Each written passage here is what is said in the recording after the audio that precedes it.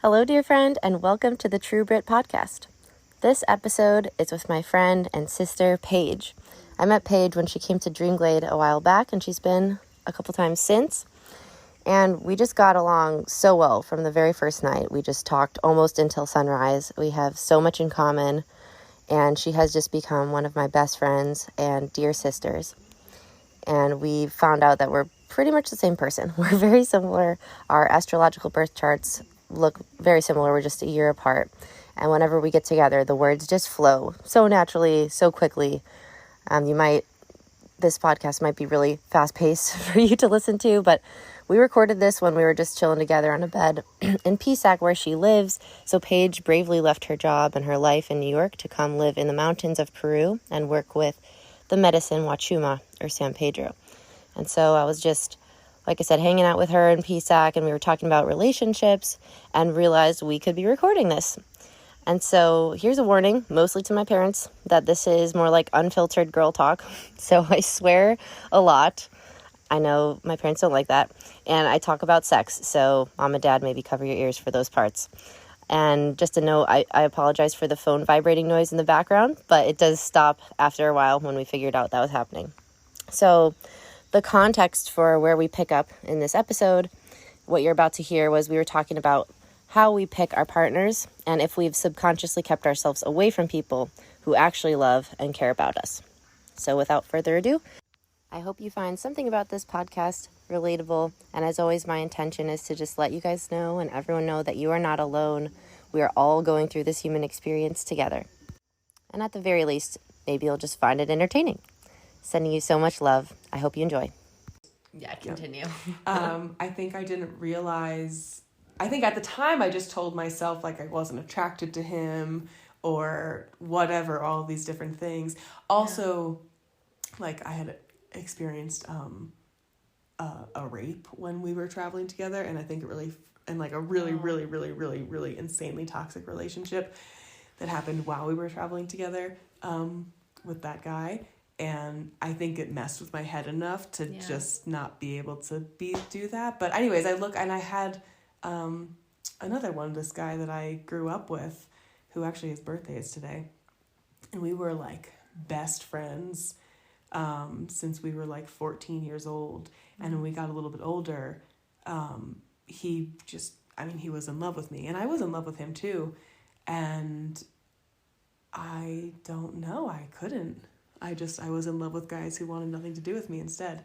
And we would just be on the phone. You know, when you're young, we were just all night long, we were just always. And then when we got a little bit older, he eventually, told me he loved me, and it was kind of like my move. And I just, you're my friend, I just couldn't. You friend zoned him? Yeah. Big time friend zone. But he was the first person to ever tell me he loved me, and I was not in any like real relationship until, I don't know, for so long. But anyways, like I think back to like those things, and I've had a few more, but those are probably the two big ones that I'm like, there's something about somebody loving me that makes me like so. Yeah.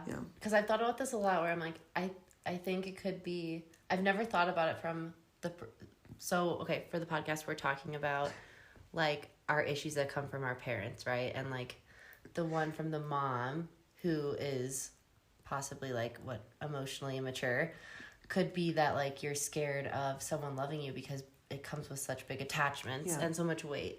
Because I've always wondered, like, is the part of for me, I've had a similar issue where like if someone loves me a lot, I think mine might be slightly different though, because for me, I back when I had like no self-esteem, it was like, what the fuck is wrong with this person?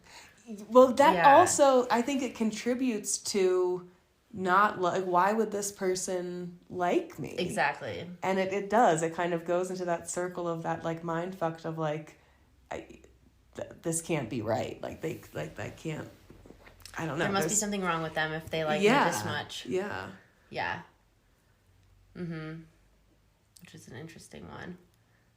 Because again, that's one of those ones where I'm like, I hope that doesn't happen again. Well, I was just gonna say, I'd be really curious to see what happens if like somebody enters my life and offers that kind of love, and like Yeah. What if it makes me uncomfortable? Like, do I listen to that? Right. Or, because then you're in that place where it's also like that beginning of a relationship place where you go, are these normal, like, beginning of relationship anxieties? Yes. Are these normal beginning relationship nerves? Second guesses, questions? Or is this, like, the big intuitive hits where it's like, this is not right? This is red flag, get out. Yeah. I was just talking to my sister about this because it's like, when... I think, again, this is all about connecting to our intuitions better and better because... It's so tricky. I don't agree with people when they say, like, oh, if you have any doubts, just leave. And I'm like, what the fuck? Like, everybody has doubts about everything. Yep. If you're not having doubts, then you're just, like, ignoring a part of yourself. At least for me. Yes. But at the same time, if you have these, like, little doubts... I like how Stace talks about it, where he's like, your intuition is usually that very first feeling you have. Mm-hmm. And then everything else is your thoughts justifying why that's not true. It's coming from the mental, not your gut. Mm-hmm. Yeah. But that very first initial feeling so true, is just like, oh, and then you're like, no, that can't be it. No, this is fine. But you're like, that feeling just keeps popping its head back up. And because it doesn't use words, then you kind of just disregard it. Yeah. But... I think that'll be interesting to see what happens with that. I struggled with that a lot in my last relationship where I think at the beginning of the relationship, I wanted the relationship to work out so badly. I did love him so much. And I think I knew it was going to be an important relationship for me. But I can, like, remember very specific times early on in that relationship where I had big moments, like, just with myself of, like, this almost like I should end this. There's something is not right. I don't like this experience. I don't like that this just happened, and I think I just wanted to be in that relationship so badly that I ignored them. And then I found things to back up that it's okay that I ignored them. Like, there was this one Instagram profile that was all about, like, quote unquote relationship anxiety and how it's super normal to have relationship anxiety, which I think it is. Like, if you have a lot of trauma, a lot of different kinds of wounding, like, it's going to trigger you and make you really uncomfortable. But it was all of these posts about, like, how it's normal to, like, constantly have doubts and how it's normal to constantly be anxious and be nervous and not feel comfortable and, like, all this stuff because it's just this, like, relationship anxiety and you need to work through that, which maybe for some people is the case, but it's also like, if you're constantly trying to, like, fit a circle into a square peg or whatever they say, it's like, that's eventually, and anyways, and we had a beautiful relationship, but eventually those, like, big intuitive hits at the beginning were right.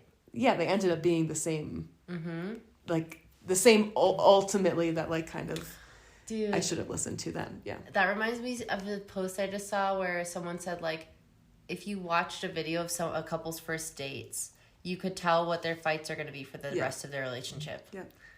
And that made me think a lot because I'm like, we do kind of know, though. We kind of know right away. Our intuition knows. Like, maybe our minds don't know, but our intuition knows, like, what we're getting ourselves into. Yeah. And sometimes it's good, like, maybe we do want to experience those triggering karmic connection relationships where we're both, like, learning a lot from each other. But in terms of the, like, real, like, juicy soulmate connection where you do want to have that, like, safe feeling, I've read, like, you don't really want that. Like, people have been calling it love bombing and stuff. Yeah. Where I'm like, I think, again, from rom-coms and Disney movies, it's like, I just want, like, love at first sight and them to be immediately obsessed with me and them to be like, I know immediately you're the one for me. And I used to think that, and now I'm like, if someone did that now, I'd be like, no. Like, there's something, no. Like, that's way too much. But I think if it's more of a, sure, there can be an initial attraction. Yep. And there probably has to be. But there also needs to be, like, a kind of a slow burn element to it. Where it's not like, wow, I'm totally overwhelmed. Because I think that's girl just compared it to, like, eating a chocolate bar. She's like, you could eat, like, you have a chocolate bar and you, like, take a bite and you're like, it's so good. And then you have another and then all of a sudden it's gone. Yeah. You're like, fuck, should I have another chocolate bar? Versus having, like, And then I interjected. I was like, quinoa soup? Where it's like, you can eat slip-ons slowly all night long. Yeah, and it's like hearty. Like it fills you up. Yeah. You don't feel like shit after you eat it, but it's not really like satisfying, like a deep, like sugar craving. Yeah. It's not going to give you like a sugar high, but yeah. Yeah, I think that's the way to go. I heard, yeah, you can move that. I heard Guru Jagat say once, and I think I've told this before, but I like loved this quote or this concept where it's like, find somebody who you are 30% attracted to, and then you can build on that. But if you have something more than that that's like really triggering you or really making you feel super highs or super lows, it's like you're trauma bonding. That person is triggering like all of these wounds inside of you, and run for the hills. Like, I mean, you have to learn that lesson the hard way, I think. But fuck, that's so crazy. 30%. I mean, 30% sounds so low. So low. Okay, but also like ridiculously low. Like but maybe that's good for me to think about, because I feel like I have such high standards sometimes, which also could just be like a protective mechanism where I'm like, absolutely not, like never, you know? Yeah. And but also, okay, I mean, I feel split when it comes to like, there's a part of me that in my future partner, there is a part of me that craves to know immediately and to like, I know. tell our future children, like, when you know, like, you know, because I think that's also true. Like, I think there can happen. There's like the, you know, soul connection, remembering, you know, there's different things at play. Yeah. I also think if somebody's really, really going to be a key player in your life, like, some aspect of your consciousness will be aware of that. I totally fucking agree with you. No surprise. But like, it's because it's like everything I just said is true, but also like I still like, okay, so there's love bombing I don't want, but like that instant connection kind of has to be there. Otherwise I won't really believe that it's him, because I feel like I'll know instantly. I feel the same. Yeah. And if he doesn't, then I'm going to be like, well, fuck you. Like that'll be like something that I'm angry about. Yeah. Also, I just think that you get to this age and people come into your life and they go, and especially in these like, you know, Peruvian towns that are so transitory, like you meet people all the time. And like I said earlier, like I really trust myself and my initial intuition when it comes to people. Like, me too. I mean, there's maybe a lot of things that I don't trust myself with necessarily, but like that is not one of them. And I really feel like that about like if a guy is, well, I say that, but then I think if I think a guy is cute at all, I can still notice myself change a little bit. Like what happened today. So. Yeah, I still do that too. I feel like that's probably the only person in life who makes me put on a mask is a guy that I'm attracted to. And it's so subtle. Subtle. People around me don't even notice I'm doing it. I fucking notice. I wonder sometimes, like, if even they must pick up on it. I would think in some way. Yeah. I think I did that with my last boyfriend, and like, I think he picked up on it, even though neither of us were like conscious of it. But I think it happened that way. Yeah. Where it's just like, damn. I even said at the end, I'm like, what if I had just been like fully myself, and like, what if we don't know? But I think a part of me knew that he wasn't ready for me to be fully me. Yeah. And he knew that too. Yeah. So we were both playing this like little dance that led to like me putting more layers around my heart and being less and less vulnerable as time went on. Yeah. And then him subtly picking that up. And eventually we're both just like, what happened? Yeah, I mean, I think that's sort of an unconscious relationship a little bit, where you both can slip into hiding in a way, and you both do that because you both get something from being in hiding, or you both just aren't ready to not be, and you allow each other to like kind of slip away into those pockets. And I think that's it. I mean, that was the same exact thing in my last relationship too, where it was like we both knew this game that one another was playing in a sense. And we were both kind of lying to each other about it, where it's like, you're not, I see you, I'm witnessing you not fully step up to the plate to like really take care of yourself. And I don't want to say anything about it necessarily because I'm also not, you know, for myself stepping up to that same plate. Yes. Yeah. It's such again, it's like mirrors. Yeah. We're such good mirrors for each other. Yeah. It sounds like that's how yours was. That's how mine was. And I wasn't honest about the mirror thing until we actually ended things because until that point, I was putting it all on him. I was like, well, if he opens up and he steps fully into like the man that he could be and he fully like, you know, chooses me and commits to me and like he decides to do all this, then I will do this. But I remember talking to my sister and she's like, okay, so let's play a game. Let's say that he tomorrow is like, I've realized you're the one for me. I choose you forever and ever. I'm going to be the best version of myself. Like, okay. And then what would I do? And I thought about that and I'm like, I would freak the fuck out. Yeah. And this is when I realized I totally subconsciously chose that relationship to put myself in with another emotionally unavailable man because I was fucking emotionally unavailable and didn't want to admit that to myself. Yeah, yeah. And that was hard to see because I was like, I thought I was like so emotionally available. Yeah. But it totally wasn't. It's really hard, but that pattern will continue to play out with the people who come into your life until you really are like brutally honest and brutally... Yeah, which is also so hard to say when you're there because I think you really do need another person to activate that within you and like keep you honest about it too. Yeah. Yeah. So time will tell. Yeah. Yeah. I just wonder what this soulmate feels like because like I kind of know, but I also think it's not going to be quite what I think. Yeah, it's like you said yesterday before we ordered food. It's exciting. It's exciting.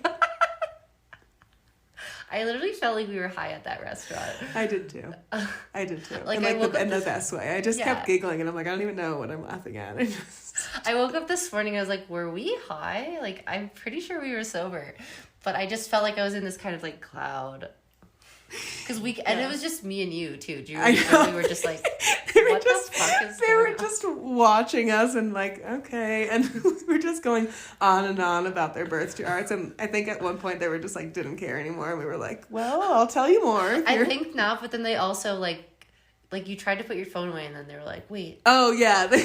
What was the rest of it? I was like, were you actually enjoying that? It's so hard to tell.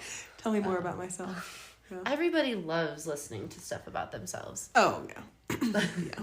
I mean, I've paid hundreds and hundreds of dollars just to constantly have human design sessions and astrology sessions just to hear the same things over and over again about myself. And I'm like, damn, that is so true. I already knew that.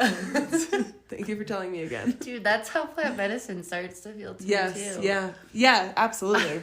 I'm just like, yeah. Yep, we're doing this again. Mm-hmm. Oh, yeah, it's beauty. And it's love. And it's all about being present.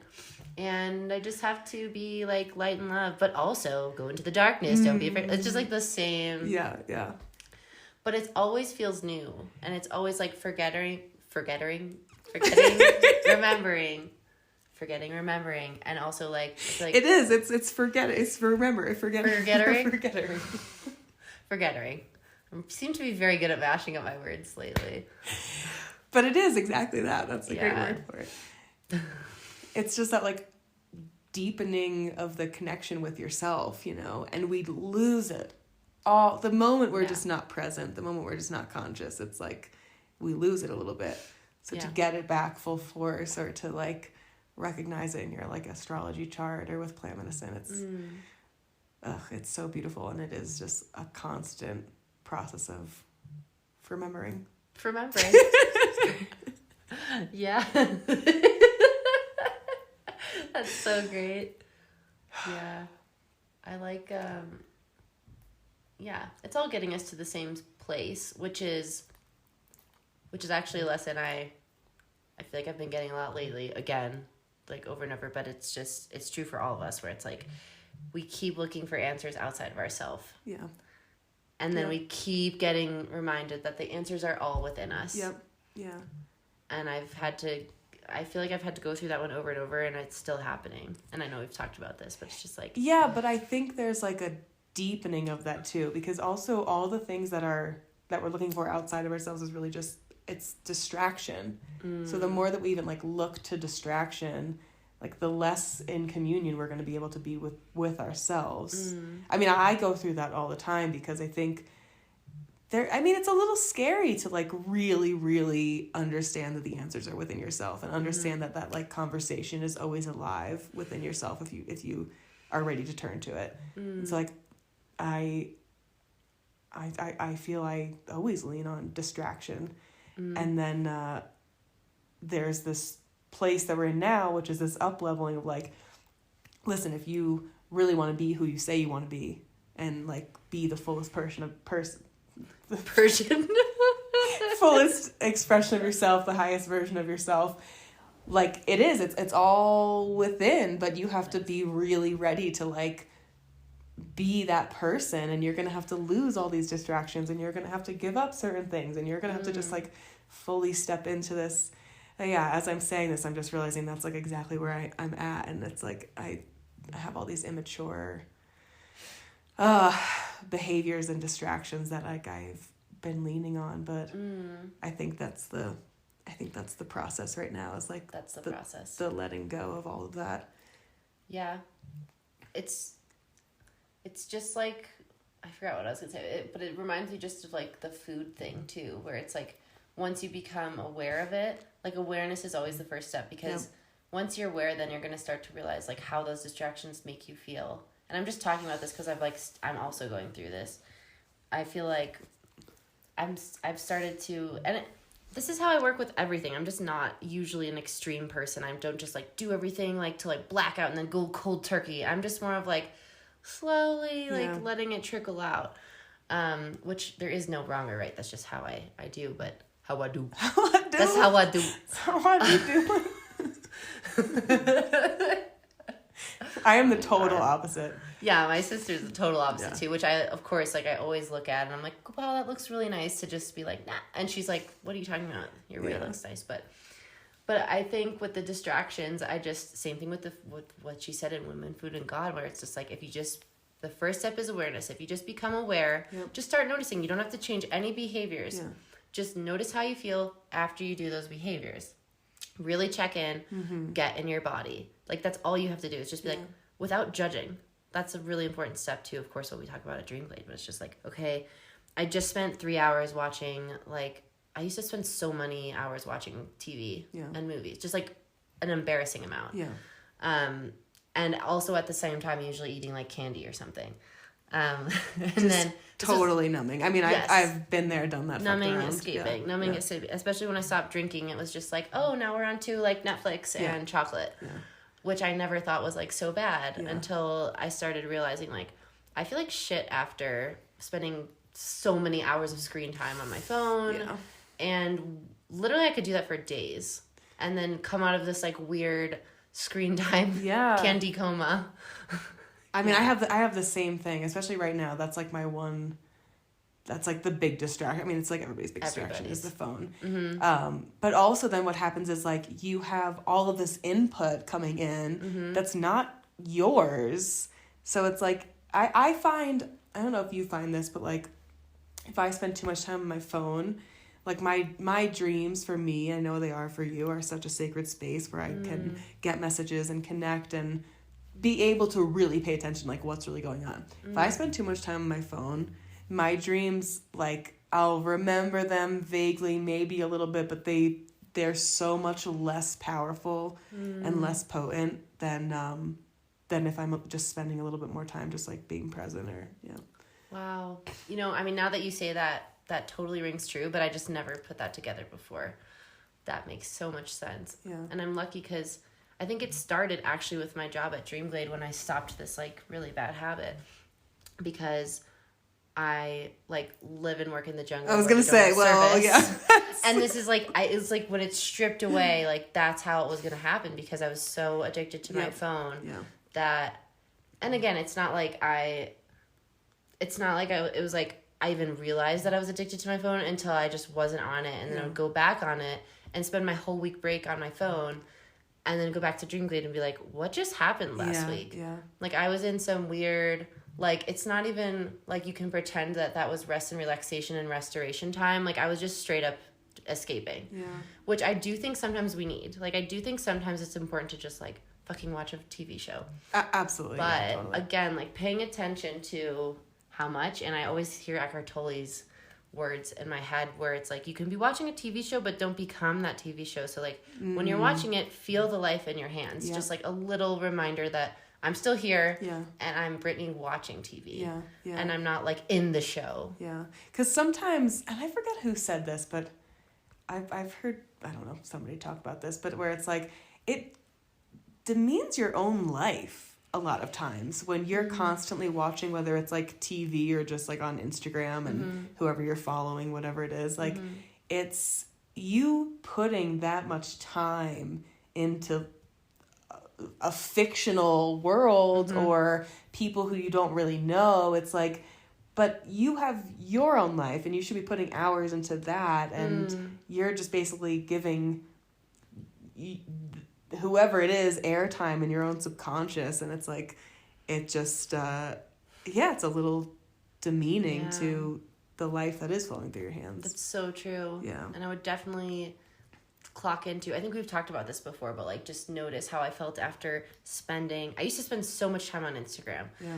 And then I would just notice how I felt, and I'd be like, wow, I feel pretty shitty. Like, I never ever felt good.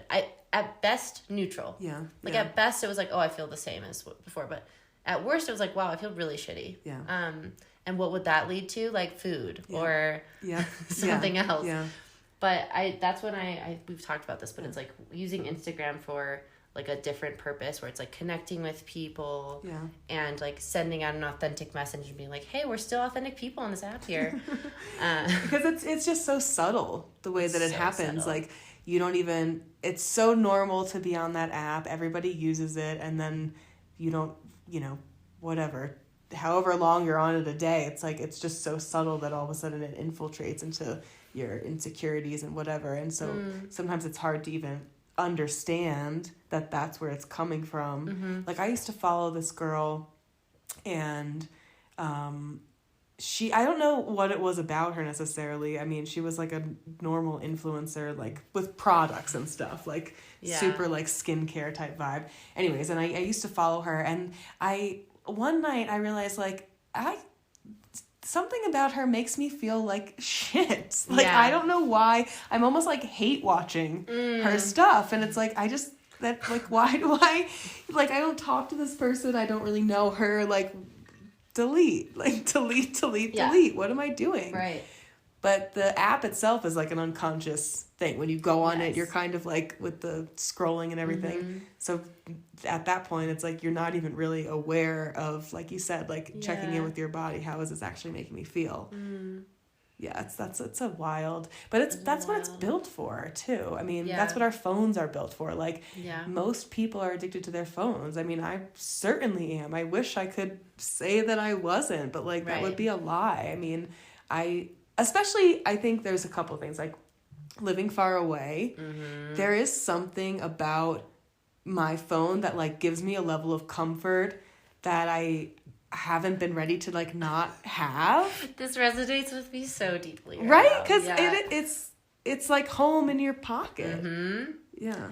And I can, again, like we were talking about with, sorry, not on this podcast thing, but we were talking about earlier with like disordered eating is, I can remember the moment my thing with my phone started was in fucking high school when I had this boyfriend, like my first love, loved him so much.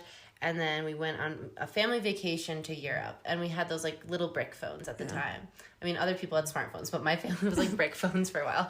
And we take this on vacation, and I'm like crouching out of places just to like send him a message, or like everyone else around me is getting drunk and like socializing with like these awesome French people, but I'm like in the kitchen alone texting him because it's his time zone. And what you just said, I'm like, oh, that's still it. It's like this kind of false connection where instead of like fully just being in the moment and letting yourself process these harder feelings of possibly like being alone and possibly loneliness and sadness and all this stuff, it's like but I'll just, like, talk to my friends or just see what they're up to. Yep. Yeah.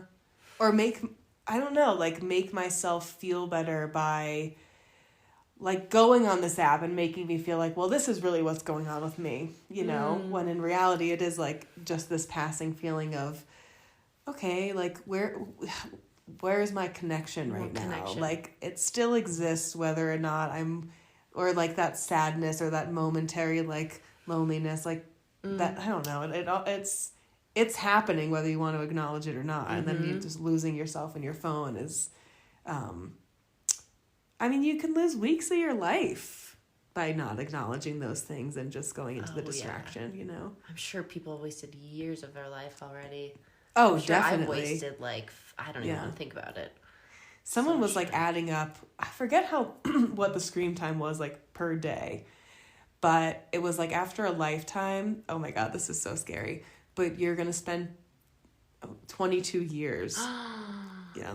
Isn't that crazy? Got, like, full body chills. Yeah. That's so but gross. It makes sense, though, because if you spend 7 hours a day or whatever, however, you know, much, that's going to add up real quick. And I think, I wonder what's going to happen with all that stuff. Because, of course, it's going, like, chip in the brain direction. Yes. And there's going to be a couple groups of humans where one group is just, like, fully there. They're like, fuck this world, fuck this reality. I'd just rather live in some virtual version because this is too hard. And then there's going to be another group of people where I feel like we're going this direction of, like, fuck that. Yeah. We choose Earth. We choose nature. Yeah. And it doesn't mean, like, we reject all of technology. It just means, like, let's just not go the full, like, zombie route. Yeah. Or just understand the damage that it's doing. Yes. You know, and just figure out a way to live around it and live more according to nature, you know, and make sure that that's just as big a part of our life, bigger part of our life than these screens. Right. Because it's like, we're just going so far against nature and against, human nature with these phones.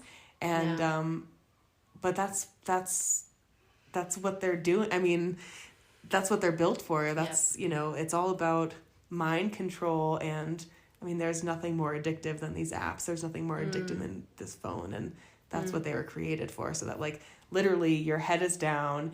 Your thoughts are not your own. You're getting, like, product placement, thought placement, concept placement.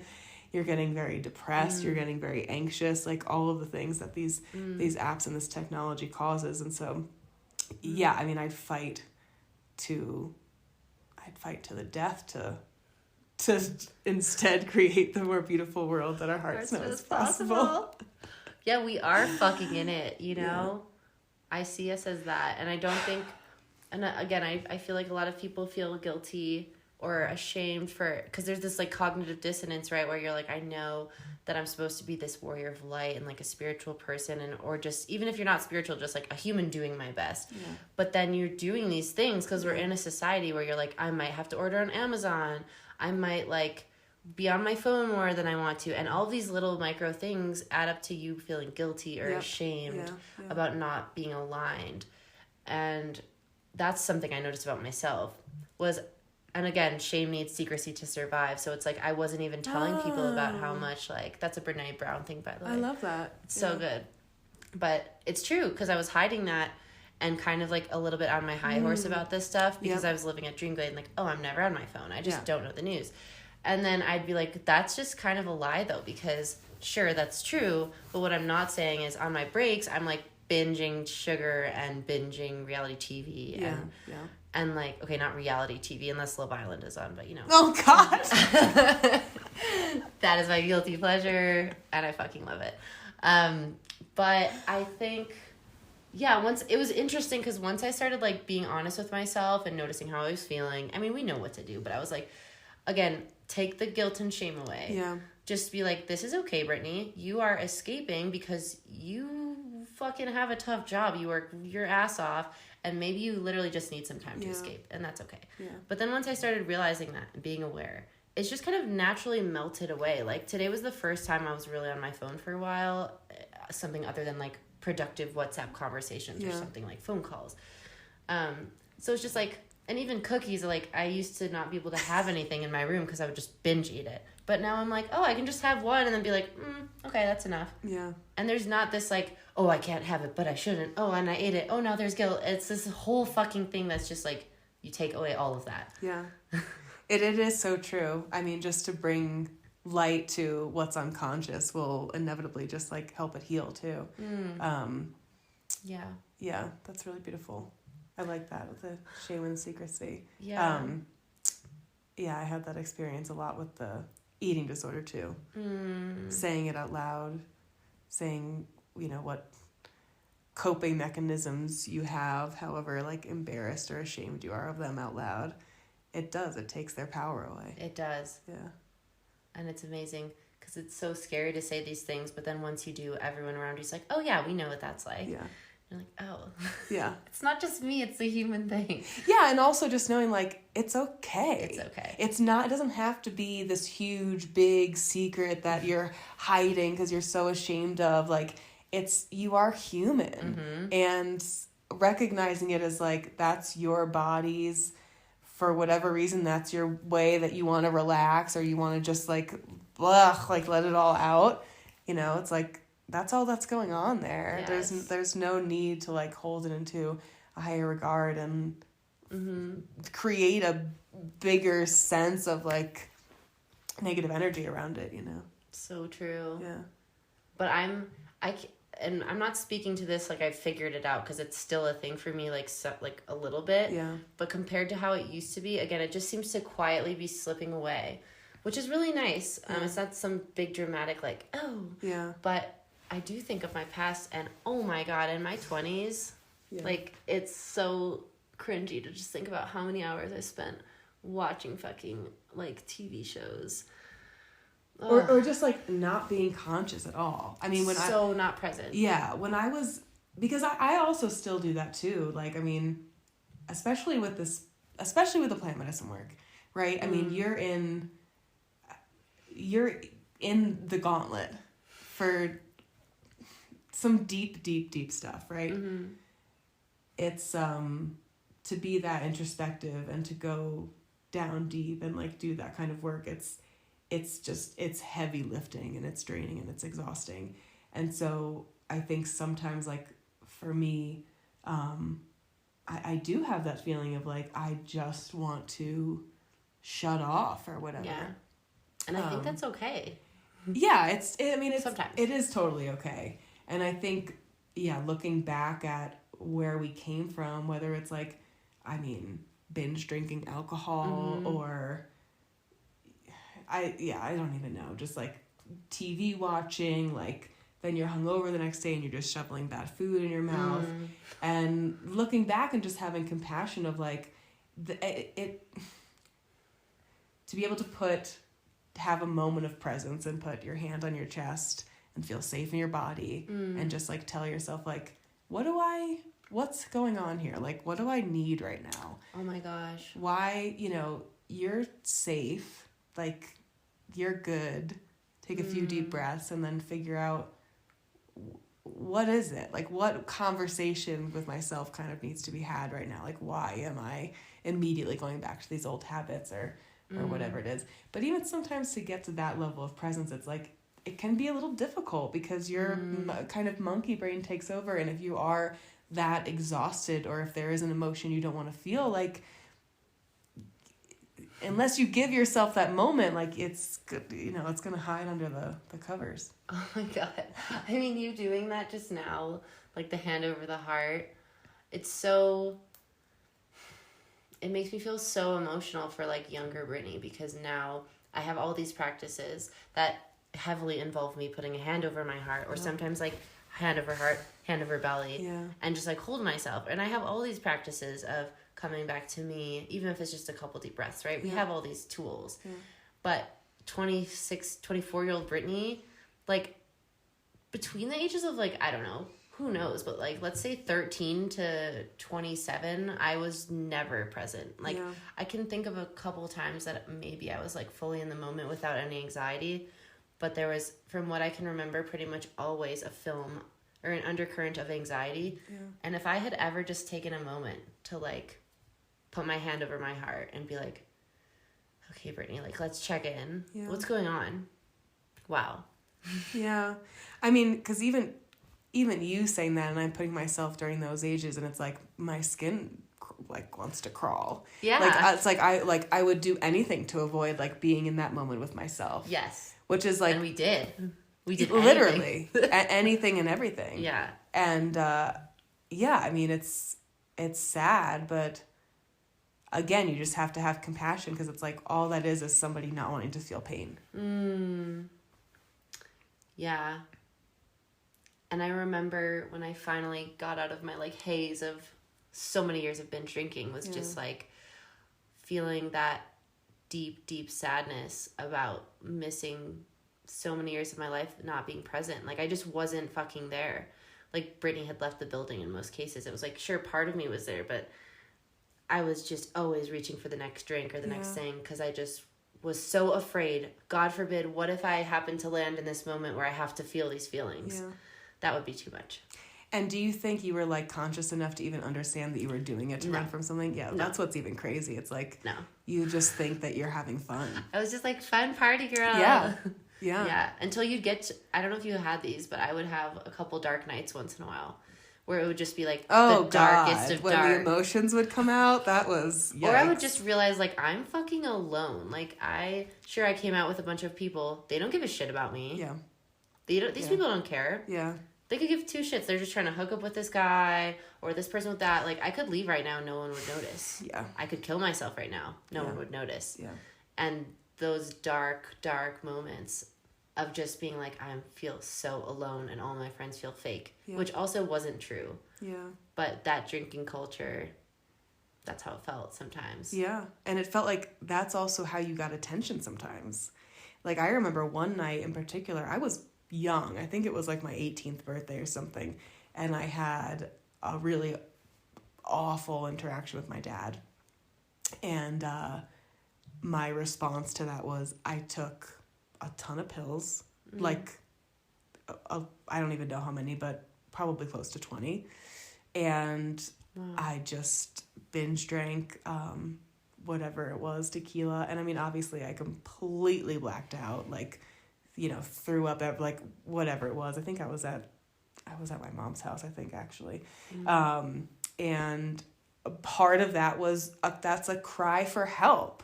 That was me, you know, I wanted to eventually tell somebody, like, I took, you know, however many pills.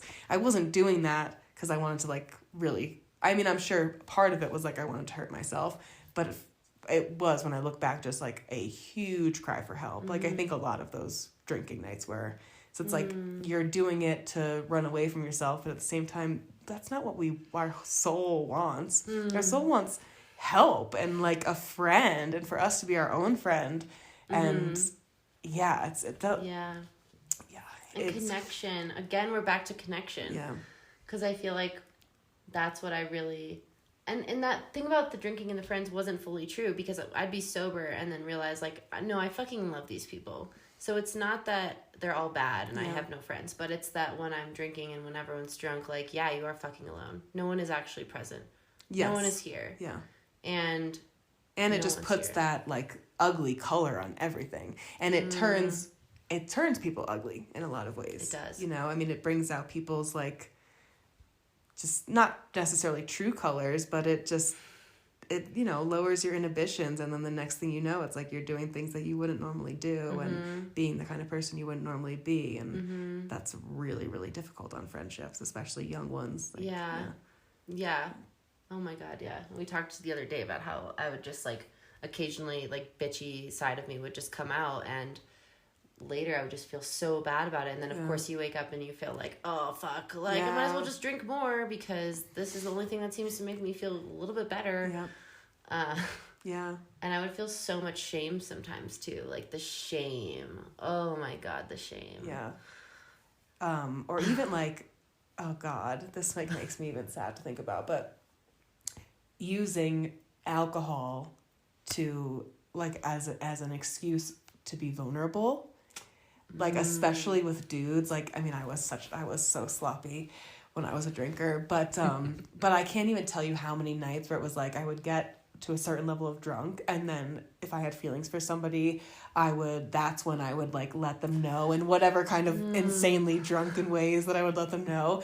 And then like, of course I'd inevitably be rejected. And then the next day it's like, there is no worse feeling than just, but also like I did not have it in me at all to be able to do something like that sober. Yeah. I know, and I was such a fake confident because I was always drunk.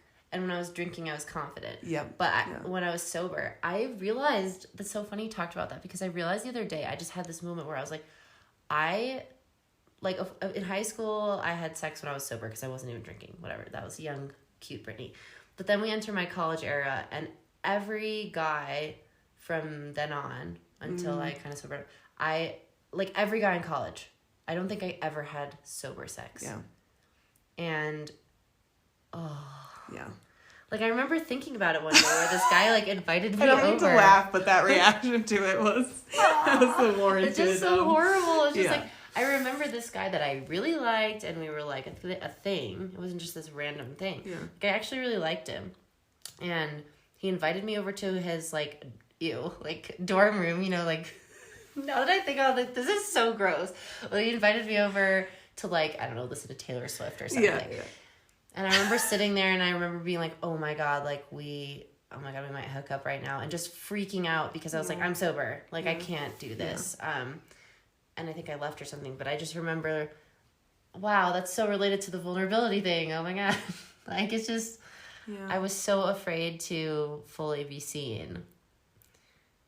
Which is so ironic because I think that sober version of Brittany would have been so much better than whoever I turned into after a drink or 2 or 5 or 10. Yeah. But it's scary to be vulnerable like that. And also especially when you're that age. Mm-hmm. And probably don't necessarily trust the other person, you know? You don't trust them with your heart because we didn't even have access to like our own intimacy, you know, with ourselves. Yeah. That's so true. And I wasn't even sure if I liked these guys, honestly. Yeah. Like, I remember just being like, oh, he's hot. And then not even knowing, like, what he was actually like when we were sober, because we never hung out sober. Yep, that sounds about right. I had a boyfriend in college, and it was the same thing. Like, I just literally had a boyfriend just for the sake of having a boyfriend. Like, I think my cousin was getting married that year, and I was, like, gonna go ahead and need a date to that, and... it's just so cringy to think about that relationship because it was just built on binge drinking and like just weirdness. Yeah. I don't know if you heard, I think it was like Vailana and Aubrey, maybe it was like their first podcast episode, but do you remember where he like read this poem that he wrote to her before they even were a thing? Yes. It's like the most beautiful thing I've ever heard. Yeah. And I mean, I don't know if I'd still feel like that, but I felt like that when I listened to it because is it about like her like coming out of the forest or something like that? I don't know. Never mind. He's written a lot of poems. Yes. I mean, some of them I'm like, oh, it's like way too much. But this one was like, so I just remember this line sticking out in my head because I was like, damn, now that's a vow. Because he wrote this thing where I remember he was like, she wanted to be in the friend zone, and he was, like, convinced that they were soulmates. And he wanted to respect that, but he was also confused because he was like, we're soulmates. She just doesn't know it. But I want to respect her decision. So he wrote her this beautiful thing that literally sounded like vows, where he was like, look, I understand, but if you were mine, here are some promises I would make. Yeah. And one of them was like, we won't have to use alcohol to like lubricate our conversations or our sex or whatever. Wow. And I was like, oh, damn. Like I've been using alcohol to lubricate everything in my life for 10 years in the past, you know? Oh, yeah. Okay, let's go with 8 years, but maybe 10. I don't know. Yeah. But it's interesting to even think about like, a few years ago, even, like, what does dating look like if you don't drink? I don't know. Yeah, because now I have zero desire to drink alcohol. I mean, it took a long time to get there, but it just kind of, that was one thing that kind of slowly did fall away. Slowly and all at once. You know, I mean, it was slow, but then when it was gone, it's just gone. Yeah. But I just think of, like, when I did date in New York, like, I could not imagine doing that sober. Yeah, which I think goes to say something. Right, just about the collective, like, ability to be vulnerable with each other, to be open with each other, even just to get to know somebody, like, and be free from... and I think it takes courage because you can't really consider this a date, like, it's not fair, but I kind of went on this, like, date with my ex-boyfriend, like, when he was my ex, like, last year or something, and, I mean, it was a cute moment, because, like, I don't know, I'd been celibate for a year, and I was, like, excited to see him, because I just, like, no lubrication needed. Yeah, and I was feeling so good about myself, like, not drinking, and then we went out, and I just remember, like, not ordering anything, and honestly, the relationship with him, like, was never, like, sure, I had nights where I was drunk and, like, regretted it, but a lot of our relationship was not centered around drinking, which was great, but I remember going out on this date, and, like, you know, we talked about alcohol, and I just ordered a kombucha, and I think he ordered, like, a soda, and then that was it. Like, we just didn't really think about it, and then went home, and, like, you know, I was like, oh, I should just go to sleep at this house, and you go to your house, and, like, that's it, and I was like, if I had alcohol tonight, I'd probably be going back in your truck with you, and not to say that that's, like, the worst thing ever, but just to be like, wow, that was interesting how it was such an easy decision to make to say no to drinking. Like, so quick. It was just like, oh no, like, I'm not doing that. And then B, like, so the decision that led to was me having a clear head and not regretting a decision. Yeah. So, again, being present and aware of, like, what's happening, it's like, I love that. Yeah. Let's do more of that. Absolutely. And I think if more people did that on dates, if you said no to alcohol, this person might even feel bad about ordering a drink. Yeah. Or who knows, they might have pre-gamed the dates with, like, 3 shots of tequila. Yeah. Or even so, it's like, there's just, you can be more conscious. I mean, you know, your spirit doesn't necessarily slip away from you where, like, the next thing you know, it's 3 weeks later and now you've got this, like, entanglement with this person, and do you even really want to be in it? Or was it just fueled by alcohol and like cloudiness? Yeah. And I remember reading something about how this girl kept saying, like, I keep getting in these relationships where it, like, kept feeling magical. Like, everything when we were together felt like magic and a fairy tale, and then we broke up. I was like, what the fuck? And then that kept happening. And their therapist was like, the magic is you. Like, you kept thinking that these guys were magical. Yeah.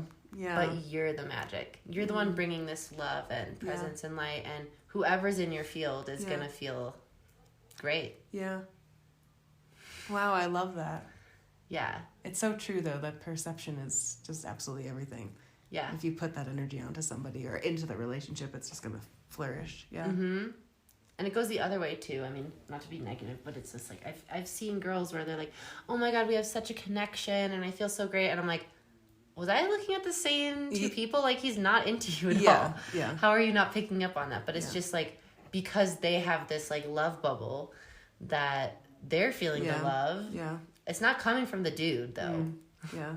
But it is a little scary, though, because I think, I mean, we can just so easily trick ourselves into this idea that, like, you know, it's everybody wants to be loved. It's so beautiful to be loved. Yeah. And especially to be in an intimate relationship, like, I love that. I love to really love somebody. I love to give somebody my love. I love to shower them with love and give them gifts. Like, I just, there's nothing better than that to me, to, like, focus your love on one person. But there's, like, trickery sometimes, because there's different kinds of quote unquote love. Like, there's this lusty, I don't even know if you all call these love, but there's infatuation, there's lust, and especially at, like, the beginning of things, you kind of get yourself so excited for this potentiality of whatever it is that's in your field, and pouring so much excitement and so much newness and so much love into it. It's like, I don't know, sometimes you get, like, a little caught up in that, and then it's not actually, I don't know, it's not actually who you're supposed to be with, or, I mean, I guess it's always who you're supposed to be with, because otherwise it wouldn't happen. Right. But, this is when it all gets very complicated. Yeah. Is because it's like, there are no wrong decisions. Yeah. However, I do think there's some relationships where, I mean, like you said, you know this, I'm such a lover too. Yeah. Like, I fucking love and being in a relationship to the point where it's like not great because I can just, fall into these traps. But I also think with our family history, and a lot of people can probably relate to this, is like and we might have already talked about this, but like what we perceive as love. Okay, I think this therapist says something like, if someone feels like home to you, think about what your home felt like. Yeah. Because is that a dynamic that you want to carry into your future? That one stays. Because if someone feels like home and you came from, I mean, I'm going to spell this out. If you came from like a place where there was a lot of, let's say, conflict between the parents. Let's just use that as an example. Completely neutral perspective. Yeah, not pointing any fingers, but that's... And let's just say that was the case, then someone who's coming into your field, who loves you, who's just giving this like nice supportive vibe, you're going to be like, there's no passion. Yeah. And then if someone comes in and gives you love 1 minute and then avoids you the next and is unpredictable, then you're going to say, ooh, this is passion. This is love. This feels like home. So that's where I've gotten caught up in the past, where I was like, I'm going to have to break that mold somehow of like tricking myself. Not tricking myself, but like reminding myself that the initial feeling of love and attraction might not be what's best for me. Yeah. Or really identifying like, what did love always look like for me? What did love always feel like for me? Like what was I shown? And really like identifying that, and then bringing that information with you, when you do go out for a lover. But that's also where the 30% comes back into play, because it's like when you think about things like that. Like it. I know. But sorry, you're going to say when you think about things like that. Well, when you think about those like high highs that they're, we're more aware now that it's like if somebody's making you feel high highs, and the other side of that is the lower lows, like it's not necessarily sustainable, and it's also it's just triggering wounds in you. It's familiar in the way that kind of particular love was familiar, but in the long term, it's like, is that a love that can last? Is that a love that's unconditional? I was about to say conditional, but that's, is that a love that's, or and then wear you down. But it is very difficult to identify. Like my last relationship, astrologically speaking, he was a Sagittarius and fell right in the middle of my 4th house of home. Like and everything about him, like our families were really similar, our upbringings were really similar, like we just knew how to be with each other. It just was so natural and so innate, and we connected over a lot of things that had to do with where we were from, and there was something so absolutely gorgeous about that. But ultimately it was like this relationship was in a comfort zone. And I think it was during the pandemic time. So like that was really beautiful to kind of be at home and have all those experiences during that time, because the whole world kind of was. But then when it came time to like step outside and really grow and really evolve, like it couldn't, because it just was that, it just was that home feeling. It just was that comfort zone, and unfortunately it didn't stand the test to come out of that at all and expand. Oh my God, heartbreak is so crazy, dude, because like it's so crazy. It really is. My mom, I remember I had never really, I'd always done the dumping for the most part and never been dumped, and my mom said something crazy. Well, at the time, I thought it was crazy. She was like, I kind of hope you get the experience of getting your heart broken at least once. And I was like, what the fuck, Mom? But then when it happened, I was like, oh. Yeah. it's almost good because you connect, like every sad love song, you're like, I get it. Like every movie, you're like, I understand. Like it's just like a whole new level of like sadness, but also connected to the world in this beautiful way. Oh my God, yeah. I heard this quote recently. I think it was Ethan Hawke who said it, but it was, it really rang true. Like, poetry is not, like, it was something about like, poetry is non-essential until you have your heart broken. Wow. And it's so true because when you're, oh my God, I mean, heartbreak is, it's like the most beautiful, worst thing and the worst feeling in the world. Like when you lose somebody you really love, like there is no, it's just incredibly sad. And, it's like, you don't know where you are. You don't know how to move forward. You don't know what's real. You don't know what's next. You don't have anything to hold on to. It's like you're floating out to sea and just like this awful, awful feeling. And like all you can do is kind of reach for those things that are going to make you feel better or give you a feeling of like you're not alone or somebody else understands exactly this feeling. And that's like all those, love songs and poetry and Yeah, Carly's so awesome. She made me like multiple breakup playlists. Like I remember when one boyfriend, it was like the specific flavor of our breakup, and then for another, she made me like a different. She said like, a different flavor breakup, where it was like, one was like I'm so sorry, like it's not you, it's me. Like Kelly Clarkson, like what's her fucking breakup Since You've song? Been Gone. No, that was on the other fuck you playlist.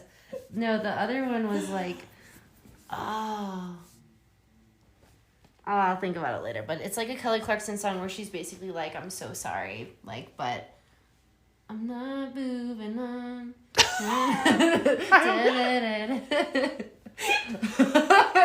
Already gone. Oh, I don't even know Already gone. I don't know that one, Carly. I'm gonna need that. I'm gonna need that one on my next Heartbreak I want you playlist. to know that it doesn't matter.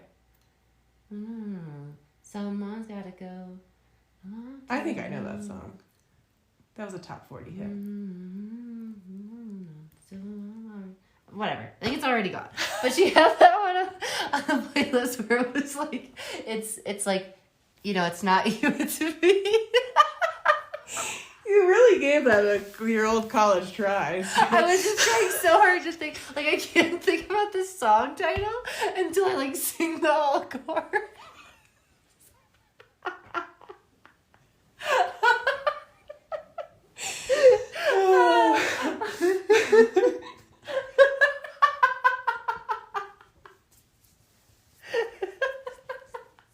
I can't believe it, like, that's the song that came up. Like, I don't even... You really let it linger, too.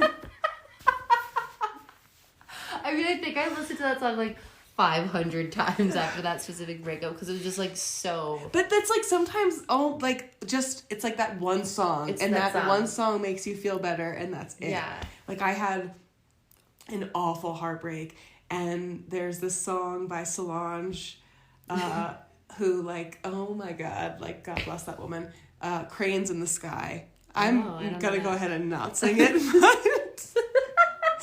but I highly recommend it.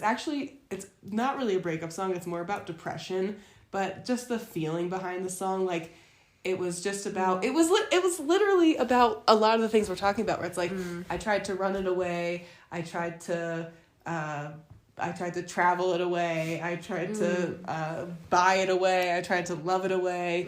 But it's like not like it's like nothing is gonna make you feel better.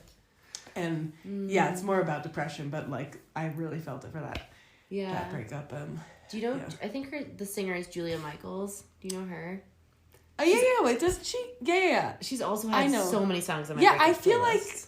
I have one on the breakup you? playlist. I'm thinking, is she the one that sings Issues? Or Yes, I think that's her. Okay, yeah. I have that song. Yeah. Yeah. But she also sings just like the best. Like, cause she seems like maybe Taylor Swift, where they have like a million flavors. Yeah. So it's like whatever Flavors. breakup you're going through, like they have a song for you. That's gonna be like so perfect, and you're like, wow, I can't believe you've lived through my exact situation. Yeah. I knew like. And even Taylor Swift has helped me through some relationship points where I swear, I know that sounds cheesy, but I'd be listening to a song like Forever and Always. Are you a Swiftie? I don't know if I would call myself a Swiftie. That feels very like like hard. Like I don't like love Taylor Swift, you know, but like you've mentioned her a few times. I do really like. I've come full circle where like I liked her kind of, and then I fucking hated her. Yeah, and then I came full circle where I was like, polarizing. Wow, I totally went with the media's story of hating Taylor Swift. Like that's so fucked up. Yeah. Because they painted this whole picture where they like made her into the devil. Yeah. And I believed that. Like I think I did too, or at least I was just like annoyed by her. I think I'm like fairly indifferent. But I'm not indifferent now. I love her now. Yeah. But it's been a journey. That's why I wouldn't call myself like a Taylor Swift journey. A Taylor Swift journey. Yeah. But she has like maybe you don't know her songs then, but like no, I do. I mean I had a college breakup, and Back to December was that flavor. That is a flavor. That is a specific flavor, like high school / like yeah. Like when there's like one line about like how's your family? Like yes. I know. She has a couple songs that was like Forever and Always, because she's talking, or no, there's another song, but whatever. There's a song where she's talking about how there's this guy who like treats her perfectly, and she's like, you do all the right oh my things. God, The Way You Love Me. The Way You Love Me. Oh my God. That one like got to my core where I heard it, and I was like, toxic, I think I need to like break up with this guy. But again, the guy that I heard that song and needed to break up with was actually a very secure and supportive relationship. Yeah. It is toxic because she's talking about like, she's literally talking about exactly what we're talking about. Karmic relationship. She's like, I have this sweet, secure man who's perfect, but like, where's the screaming and fighting and kissing in the rain, and it's 2 a.m. and I'm cursing your name. So in love. But we would listen to that song and we would be like, Yes! Where is my 2 a.m. drunken scream fest? And I love you so much. I loved you. Oh, I had that song on repeat for like, one very specific. Yeah, that's what I mean. Toxic. They have like so specific where it's just like we were living Taylor Swift's life. Yes. Like we were her same age, so it was just like everything she went through. We were, exactly. Teardrops on My Guitar. That was another one. So same kind of vibe a little bit as the toxic things. It's like there's so many toxic ones. There are, where she's like basically saying like, oh, this girl's a cheerleader and blah blah blah. Yeah, but, like, you should know me because like that girl sucks. And I'm just like, that's not very nice. But also sad because it's like this guy's literally never gonna look at you because he's in love with a blonde cheerleader. So good luck. Like, don't know if that's gonna work. Cry on your guitar. Yeah. Which also, like, cry on your guitar. Just do something creative and forget about it. Write us beautiful songs. Yeah, she's such a good. I don't care what people think about Taylor Swift, but I do think she's an amazing songwriter. I mean, she definitely is. I think she's written like hundreds and hundreds and hundreds of songs. So amazing. It is pretty crazy, yeah. And she does have songs for everything, but also it's like that's another, as horrible as Heartbreak is. It's like that's another really beautiful thing about Heartbreak. It just cracks you open so much. Yeah. I think if you have a true heartbreak, like I don't think you stand a chance in not being able to change. Like I think true heartbreak really does change you and transform you for the better, even if it gets bad. But also it's like it opens up like all of these portals, like this portal for transformation and also this portal for creativity. So like somebody like Taylor Swift, I mean, she already has that knack, but it's like your heart is so raw and tender and fragile, and as horrible as it is, like you don't get that often in life. I mean, I hope that you don't, but it's just a very special time. Yeah. It's a couple things to me. It's like connecting to human, like being a human, connecting with other humans, but it's also showing you and teaching you that you can survive this. Like you can keep your heart open and you will be okay. No matter what happens out there, you will get through this and you'll be okay. And like, to me, that was a huge lesson because I thought a heartbreak would break me. Like, I thought I might not like come back from that, but I did. Yeah. And you have support, you have friends, you have family, or even if you don't have that, you have fucking music or like art. Yeah. And you will get through it. Yeah. And once you know that like heartbreak will not absolutely break you, then you can keep your heart open and it's like, okay, I'm ready to do, like, we could do this again because I'll be fine, just like I was before. Yeah. It's all about time, I think, with heartbreak. Because when you're in the thick of it, it just, you know, people, certain things, you know, they think that makes you feel better, and knowing that it's temporary, like, that's something that people always say to you if you're, like, going through heartbreak, like, you won't always feel like this is temporary, because when you're feeling that, it's like, it does feel like I will never not feel this way. It feels like it's gonna last forever. Yeah. Yes. And it just seems impossible to think, like, how could, that makes you even sadder sometimes to think, like, I won't feel like, you know, how can that love or whatever that I'm grieving right now, like, how can that go away? That's even sadder in some ways. Oh, but, my God. Yeah. I had one heartbreak, and it wasn't even like a real relationship. I've talked to you about this one before, but it was just a very toxic situationship type situation. And it was like just the worst. I could go into details, but I'd rather not at this juncture. So I'll spare you. But when I tell you that when I think about the years 2018, 2019, that's all I think about. Like, that heartbreak was so severe. It just ripple affected over like years of my life. And when I think about those years, it's the only thing I can really think about that colors that. It was just the most absolutely excruciatingly painful heartbreak that I could ever even imagine. And I remember getting out of that and thinking, like, because obviously I had very strong feelings for this person, but like, I never want to feel that way ever again. I never want to like love somebody in that intensity ever again, because I cannot feel this level of heartbreak ever again. Yeah. Fuck. Yeah. So how do you feel about it now? Like, do you feel like you have come back from that, or is a part of you still like maybe feeling like that? You know what's weird is, like, I honestly don't actually totally know the answer to that, because I think first of all, I've grown so much since that experience. I've had a real beautiful relationship since then that ultimately didn't work. You know, our dynamic got a little unhealthy, but and then, you know, started like a really intense healing journey and spiritual evolution and all that stuff. But it was a karmic contract, like and he was not like a spiritual person, but it was just very clear to both of us that that's what was happening. It was just this like love at first, whatever, like, I mean, incredible. Like, thought this person was my true soulmate. We were almost like the same person. I mean, it was just like puzzle pieces.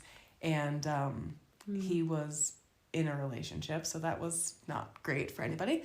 And, you know, I thought maybe he would leave the relationship, and he did not, which broke me. But then, you know, it's like we just couldn't stay away from each other, so it just continued for a long time, and my heart just continued to break over and over and over again until like the final time.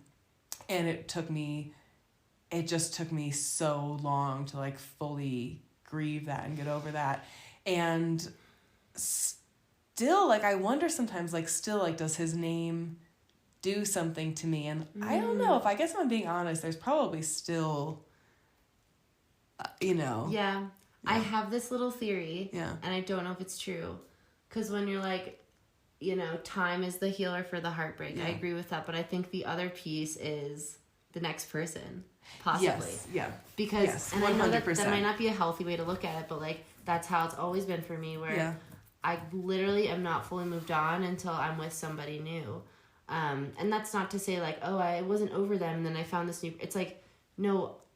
I processed them, but like you said, there was still a part of me that if they texted me, that name popping up on my screen would cause a physical reaction in my body. Yeah. But then if I fully moved on to somebody else, it's almost like I gave my heart to this person and I didn't fully take it back until I gave it away to someone new. Yeah. And that's the truth for me. Like, I feel like that's always been true. Yeah. And I don't, again, people might judge that. I don't know. But for me, like, that's just my truth. I just know that that's kind of true. I can't fully move on until I find somebody new. Yeah. There's this poem. I don't know who the poet is, but it says, and it's funny because this is like one of the poems that during that era definitely had it screenshotted. Like, it made me feel better. And it was like, no one has come and taken his place yet, and that's got you feeling smaller than words. But I don't actually know. I don't remember how it ended, but it was basically like, but like it will come, you know? Yeah. And it's true. It's like, it's true. Yeah. I mean, it's true. And like, I think we know it's true, but you still are like, it doesn't make me feel better, you know? Yeah. But I mean, it does a little bit. Yeah. But yeah, I mean, but then there's also like, when you're in that that level of heartbreak, like, you need to learn how to self-soothe, you know, and that is so difficult. Like, I remember when we had the final, like, he called me we finally had this conversation of like, listen, like, this isn't happening. Yeah. And he still wanted me to be in his life, but I was like, I can't do that. And so it was like this final phone call, and it was so fucking dramatic. Oh my God.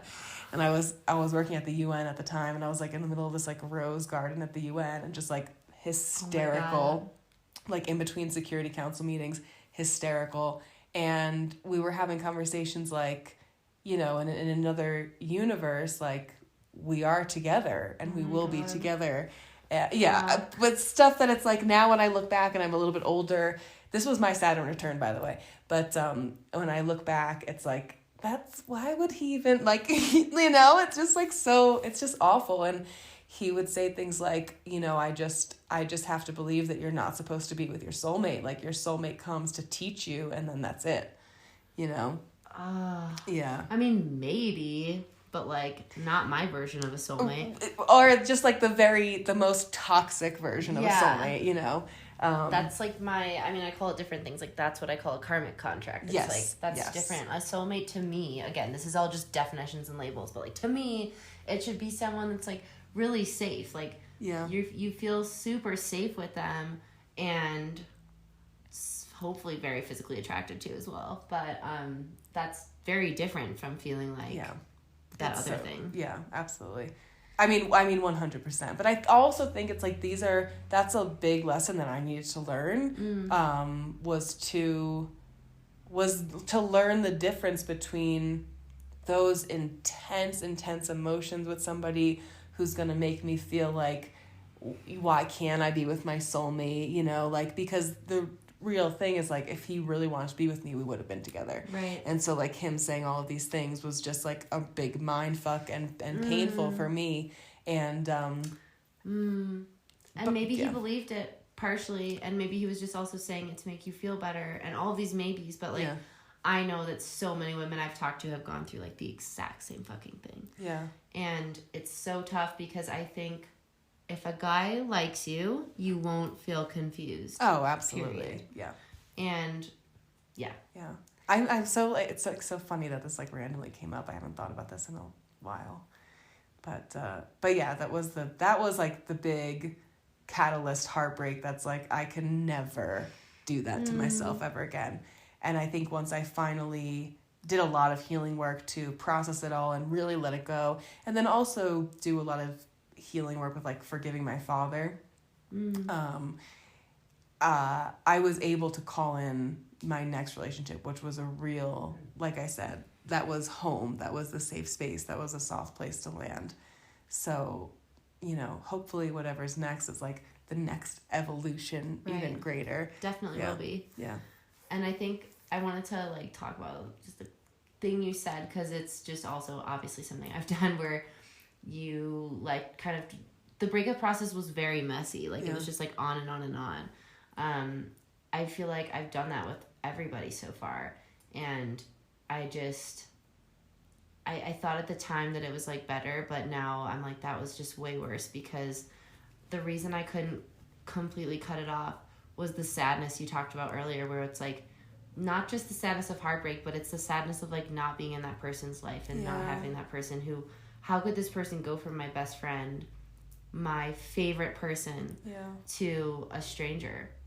And that was just almost too unbearable for me to handle. So I had to do it like small chunk by small chunk, hoping that it would take the bite out of the big chunk at the end. But it didn't. I still had to go through.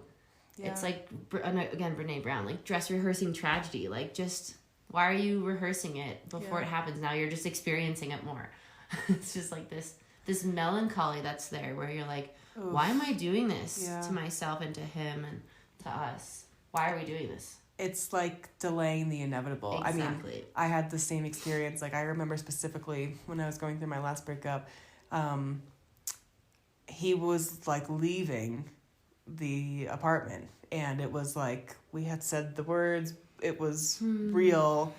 And I remember that feeling of like, I will die. Like, he walks out that door, like, I don't know how I don't know how to hold my body. I don't know how, like, I mean, it sounds really dramatic, but I think when you do have these big, like, abandonment wounds, it's like, it feels like that. It feels like the worst feeling in the world, that you can't even hold it in your body.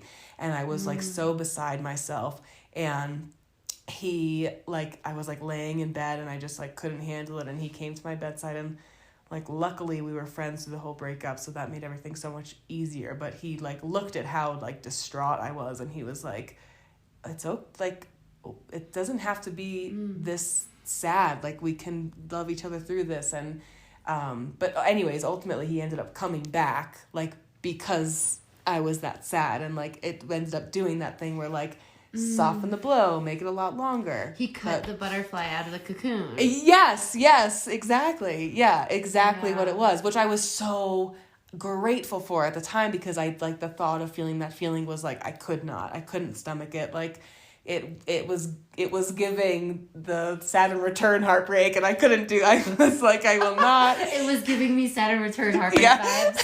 It was. Literally, it was like the same, and I'm like, no, oh my gosh, get out of here. But then, it's so funny, because then I think what happened was, I actually didn't totally grieve that relationship as it was ending.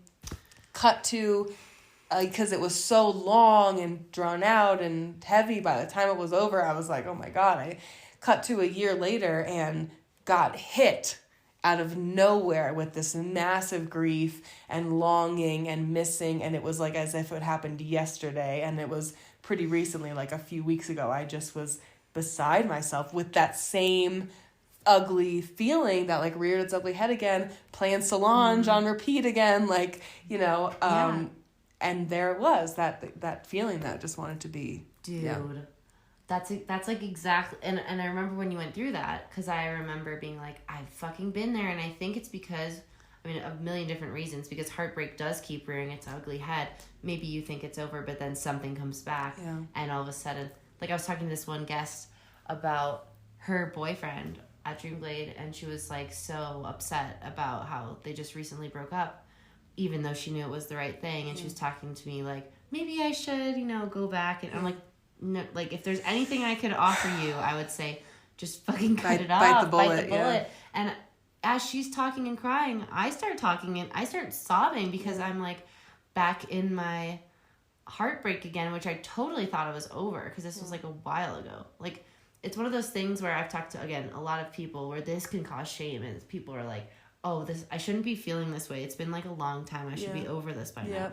And I'm like, but if we didn't properly grieve it, or if we had this like weird, like soft landing thing going on, where it was like very sticky, then I feel like that does weird things to the emotions. It kind of like kicks the can way down the road. Yes, or it just makes it like, now all of a sudden you're just in like a day-to-day space where it's like you're just kind of going through the motions, and then time passes, you know? Yeah. And then it's like, again, it's inevitable. You're just going to have to feel it later on. Mm-hmm. There was something again, just talking about like how art and quotes and poetry can like really help you in heartbreak. There was this one like funny little weird story that I saw on Instagram that made me feel so much better. So I'm just gonna tell it quick. But it was like Tom Hardy. It was Tom Hardy like telling the story. I love him. And I don't know who he was talking about, but he was basically talking about how I think he was working with an actor. He was going to play somebody, and that guy ended up calling him one day. And he was kind of this ridiculous guy with this like really heavy British accent. And he was like, what's going on, Tom? And then Tom Hardy was like, he was saying to the camera, like, I had just gone through this breakup and I was really like not in a good place. And so I just thought, I'm going to be honest with this guy. And so he tells the guy, he's like, yeah, I'm kind of in a bad way. And the guy's like, oh, what's going on, mate? And he's like, well, I just had to say goodbye to somebody that I really loved. And I'm just feeling pretty down. Mm-hmm. And the guy was like, just goes right into the story. And he's like, do you remember the floods? I can't do it. I was waiting for you to do this whole thing in a British accent. I'm like, oh my gosh, man. I'm trying to spare you guys, but he's like, do you remember the floods? Oh my god. What even was that? I don't even... Oh my god, Tom Hardy, I am not. Anyways, I'm just gonna do this in regular accent. Yeah. He's like, it's so much better not in a regular accent, but he's like, do you remember the floods, Tom? And Tom Hardy's like, yeah, the floods from Kensington, wherever it was. Mm. And he's like, yeah. He's like, do you remember the little boy who got his foot cut in the grate? And they tried to save him, but the river kept rising and rising. And Tom Hardy's like, yeah, I remember that. And he's like, well, little boy drowned because they didn't get him in time. What the fuck? And Tom Hardy's like, yeah, right. And the guy goes, well, that wouldn't have happened to me. And Tom Hardy's like, okay. And he's like, you know why? And Tom Hardy's like, yeah, why's that? And he's like, because I would have said, cut it off now. And he says, you know what I'm trying to say, Tom? You know what I'm trying to say? What I'm trying to say is, no matter how much you love something, sometimes you have to lose or cut off a little piece of yourself. Oh, fuck. Yeah. So that you can grow, so that you can survive. And he's like, no matter how painful it is, sometimes we have to say goodbye to, because that's how they feel. These people who, these intimate relationships, they are part of ourselves. Yeah. And that's why that's so painful, because it's like you lose. Yeah. Oh, fuck, that really hit. Yeah, right? Okay, I'm glad I told her, because I think I watched that like 5. I have to send you the actual clip so that you... Yeah. I think I seen it before, but I mean, the way your accent just carried that through. Just hit me in a new way. It came and went, really. It's...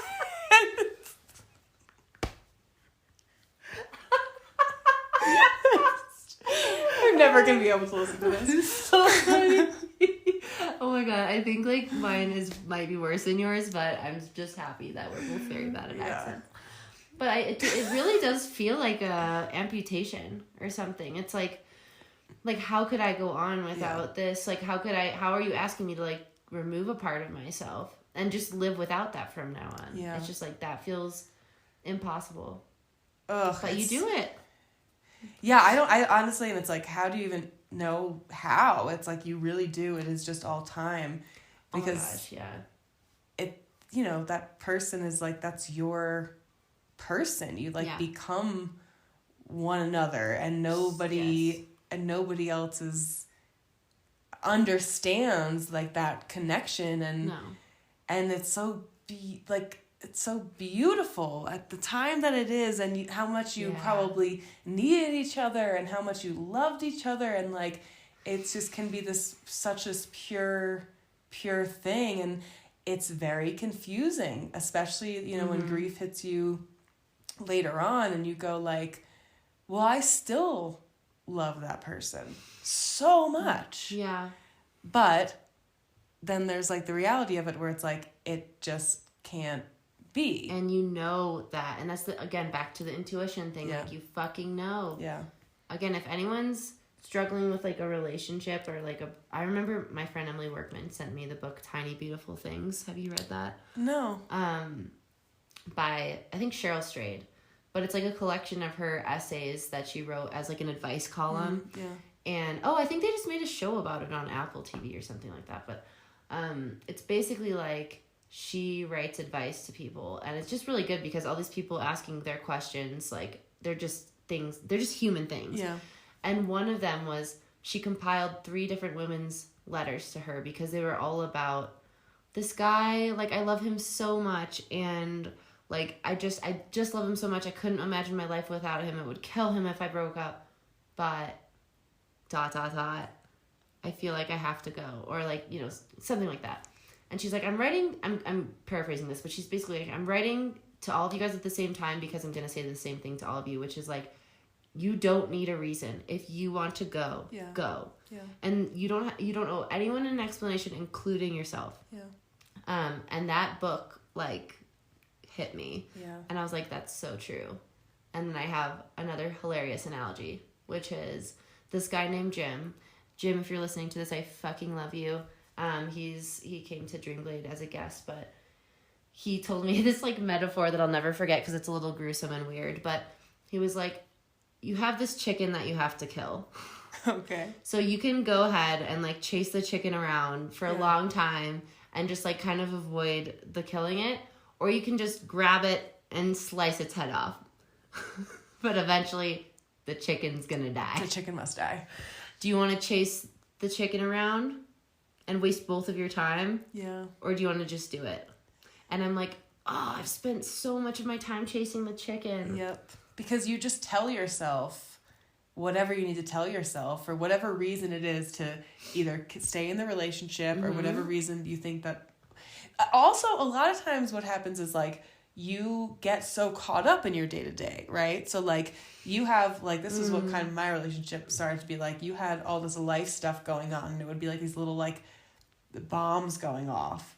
But then, you know, but that weekend or in 2 weeks you had a wedding to go to. So it's like, okay, get through that wedding, or then it was the holidays, or then it was a birthday or whatever it was. And all these bombs are going off and it's not good, but you also have this life together that you're just, like, going through the motions and getting through the days with.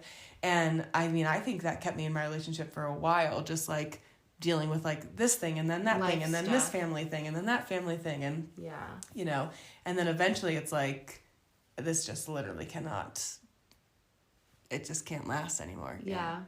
The chicken must die.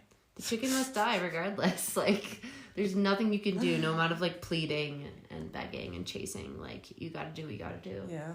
But it's hard to also get to the point where you're strong enough to, like, really understand that, really see that, and really be able to, like, execute that. I think execute. Yeah, I think for me, I had that in my head for so long, and it took me and my therapist, a long time for me to finally be like, okay, this conversation needs to be had in, like, a real way. A really long time. Probably longer than I'd like to admit. But I also think it's like, I have to have compassion for myself because I wasn't ready before that, you know? Yeah. Yep. Yeah. It's funny that we've talked so much about breakups because... I know, I wasn't expecting it Me neither, but I'm also... It's just funny because I feel like neither of us have been in a relationship for a while. Yeah. And maybe since we feel them on the tip of our tongue, we're, like, learning from our mistakes. But also, because I just went through that process where, like, you know, I was grieving this relationship because it had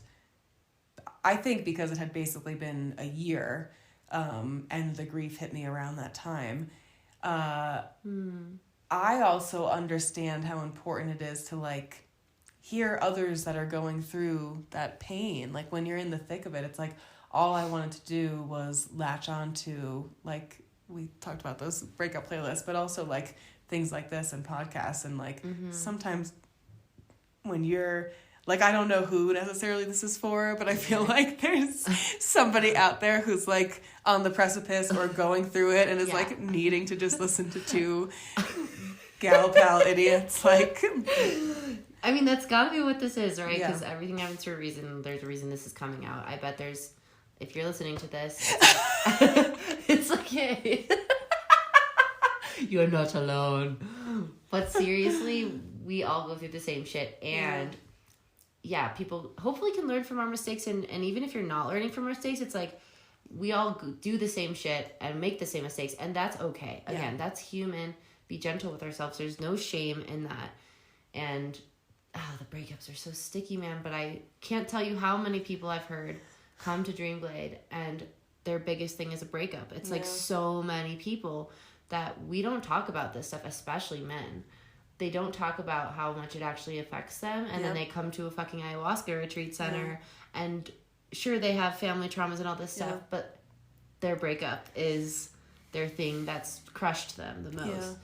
And that's why I'm like, we should talk about this stuff more often, and also just, like, a big lesson is just trust your gut, man. Like, and even knowing what that means. Yeah. Because... so many people come in and they know what to do. I'm not giving them answers. I don't even know what their answers are. Only they know their answers. But at the end of the day, this circles back right at the beginning, which is like everything we need to know is already here. Yeah. But if you don't trust yourself, then you're going to outsource the information until you get an answer that you want. Yeah.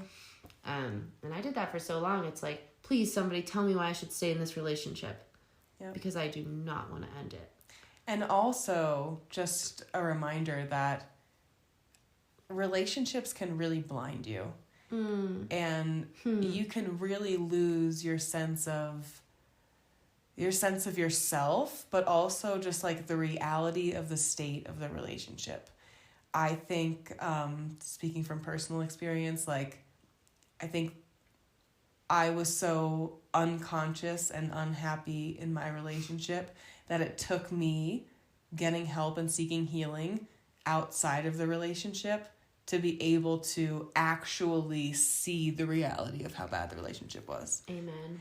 And so also, if you're listening to this and you're in a relationship and you're kind of having those feelings and stuff, like, just do yourself a favor and try and put those, like, different perspective glasses on about your, you know, or talk to the people in your life who can observe it from the outside. Yes. Because it's not going to break you. Yeah. You'll feel like it will. You'll feel like it's impossible. There's a million reasons why you have to stay in this relationship. But if, again, back to that book, if you feel like you should go, just go. Yeah.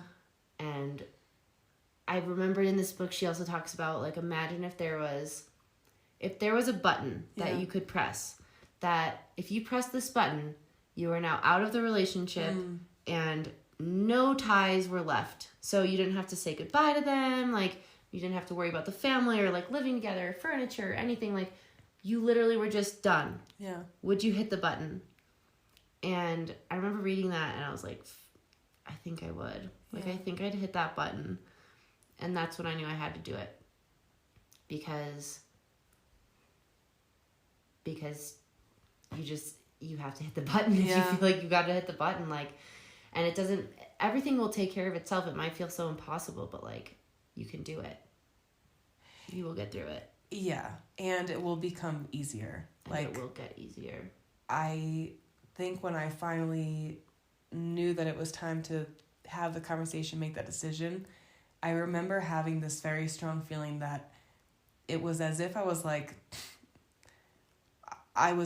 on a beach and there was, like, rocks, giant rocks everywhere, and there was one pebble, and the one little tiny pebble was, like, my pebble of self-respect. And it was just one pebble. There was no other ounce of self-respect. It was just all problems and bullshit. And that was it. And I just held on to that pebble of self-respect to do what I had to do to start the process of getting out of that relationship. And I just had faith that eventually that pebble would just get bigger and bigger, and I would get stronger and eventually life would just look very different. And that's exactly what happened. But at the beginning, it was so scary. And I was so afraid.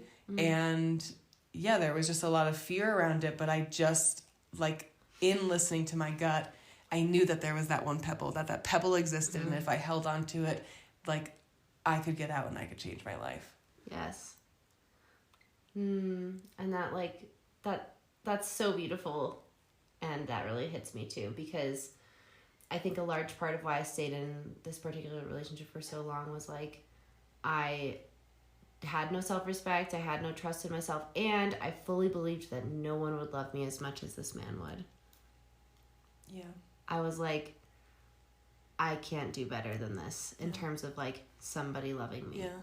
And you know what's happened since then, now that I think about that? Like, I've had so much more love pour in than I could possibly imagine. Yeah. And another part of what you're saying reminds me of, fuck, the worst betrayal was self-betrayal. Yeah.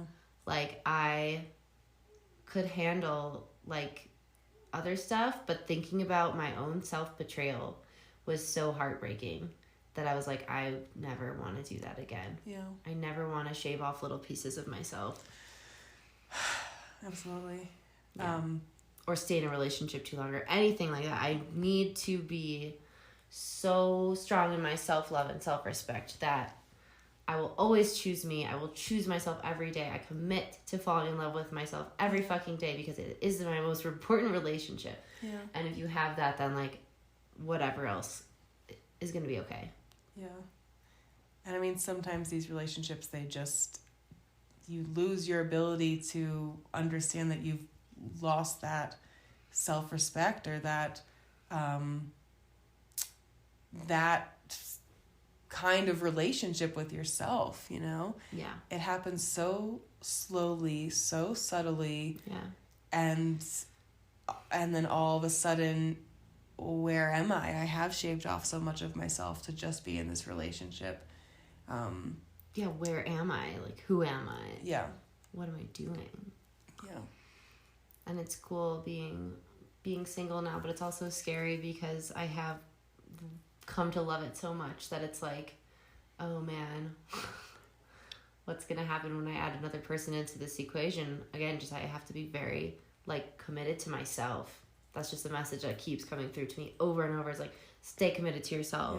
Yeah. Yeah. And I haven't truly been, like, I've been, like, the exercising. It's like, dude, if I was being really committed to myself, I would, like, meditate more and, like, go, like, exercise more. So it's like, I need to put that in place before a partner comes in. Yeah, absolutely. I mean, I think, yeah, we both do. Just to strengthen that, to understand, like, that kind of thing where they say, you know, make a list of the partner you want and become that. It. Yeah. Uh-huh. And I feel like that, I still have work to do, like, financially, health-wise, you know, because I just want it to be, like, above the board on all aspects of life, to be, like, fully conscious, full mirrors on all things. And in order to, like, get there, it's like, that's so much work. So, yeah. And I was also going to say, with you talking about, like, oh, nobody else is going to love me this much. But I think, what is that, like, universal law, basically, where it's like, you leave something behind and then it's like this or something better. Right? Yes. Isn't that the... Yes. Yeah. So my friend Lydia says rejection is just a redirection. of better blessings. Yes. Yeah.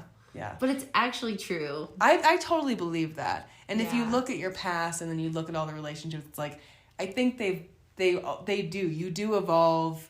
They get more aligned. Yes. The more you know yourself, the more connected you are. Like, and I think even though maybe we're not exactly, like, A1 perfection Virgo where we want to be right now, we still are no kidding. The most probably aligned versions of ourselves that we've been. 100%. Yeah. Like, no doubt in my mind. So that also just cuts out half of the bullshit and is like, nobody is going to be able to come in that's, like, that unaligned and us just lose our, like, I don't think that's You're right. a true possibility. And if it is, then yikes.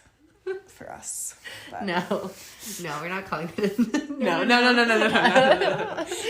I was just kidding. No more tests. That's just a joke. Yeah. No more tests. No more tests. I think we're ready. I'm ready. Yeah. Yeah, I'm ready.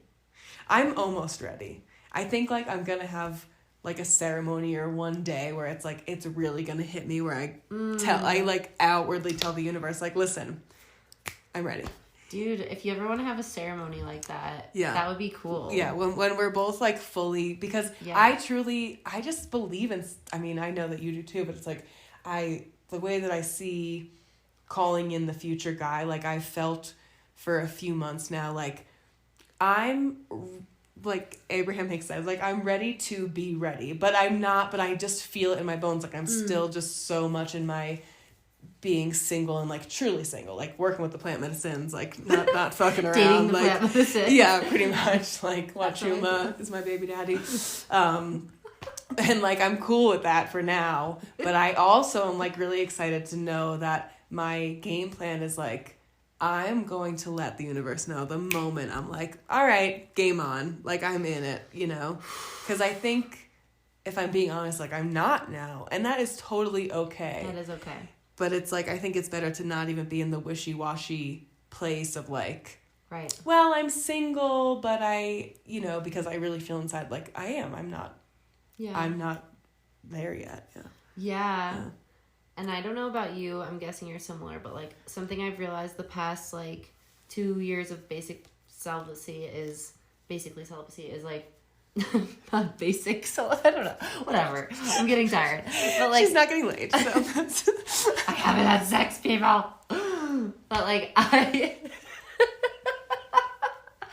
But I just realized like I cannot have casual sex. No. And I don't know if casual sex is even a thing. I'm pretty sure it's not. But regardless, like I'm not gonna say really large general statements, but I'll just speak for myself and say like I can't have casual sex. And that was another thing I kind of had to grieve. Yes. Because I was like, I've never been able to.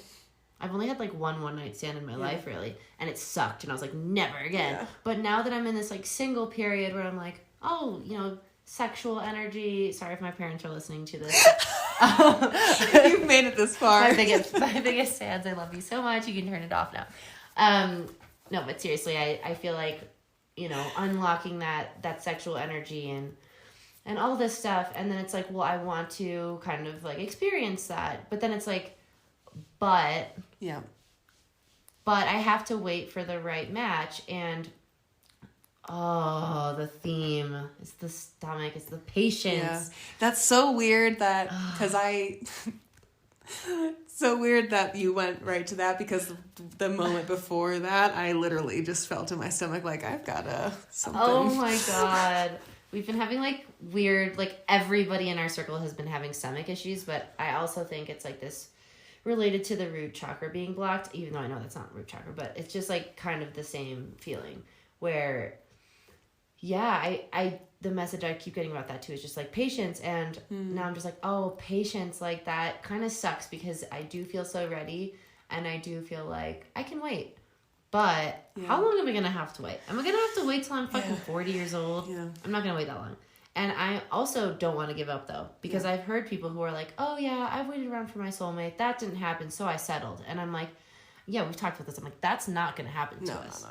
Like, that's absolutely not in the cards. That's not even, like, a possibility. No, and I also feel like that whole concept of settling, first of all, it's very scary to me because it's terrifying. Settle it. The thought process in settling is like, I'd rather be slightly unhappy but with a person than to just like be on my own, and that means a failure to be able to like make yourself happy, which is not the road that we're going down at all. But that always, and I feel like a lot of times when you're in these relationships where it's like you do have those gut feelings, listen, people stay in relationships that are so unhappy. And actually, my mom has a friend who is a divorce lawyer. I'm probably saying that because that's probably how my mom says it. But anyway, and she always had this quote, which I thought was really, really interesting, which was like, people will stay together forever, for a lifetime, and be miserable until somebody meets someone else. But it's like that, those settling relationships are so common. And I think like everything that we're talking about today, these breakup stories, as hard as they are, it's like those are the relationships that like, listen, we both said like maybe nobody else will love me as much as this person. So clearly they were like willing to stay in it, right? So these are relationships that you could easily have just continued on and been miserable and completely lost yourself, and that's it. But you're in a relationship. So yeah, I mean, it's just like, it's a slippery slope, and it's a scary one to me, because but yeah, that's not, I don't think that's in the cards for us. No, it's not. But then we go back to the sex conversation where it's like, and I think I've texted you about this, where it's confusing to me because I have been in this relationship with myself, and like, as weird as it sounds, plant medicines, and it's just like, I've been so far away from anything like that I feel like when it comes, it's gonna feel very interesting and new and weird, and totally I'm gonna be like, when, like, I don't know, it's just gonna be a whole new thing. Yes. And it needs to be spiritual. The guy needs to be spiritual, and he needs to like be on some kind of my level, which is kind of asking a lot, because I've just done like 6 years of like intense self-work on and off, but yeah, that's what I require. But then that's also going to open up like a whole new level and layer of healing within you. Yes. Like working with a sexual energy, with like a healing conscious partner. I mean, that, and like I have times where I'm alone by myself, and you can say whatever you want. This is a safe space. But like I'm feeling in my body like this like pulsating sexual energy, but I'm also like imagining like truly like, what would this be like? What would this feel like? What does he feel like? Where are we? What does it look like? Like how intense is it? How do we sit with it together? Like all of these like different like explorations of like, what is this next sexual relationship going to be? Because I totally 100% agree. Like I never was able to have casual sex. Like, I mean, I guess I did, but it was, like it just never made me feel, it made me feel awful if I ever did. And, so anyway, so getting ready to be ready for like, what does this next sexual partner look like? What does my partner look like? And it feels, quite wonderful. I mean, I feel like we're like always turning ourselves on in these conversations.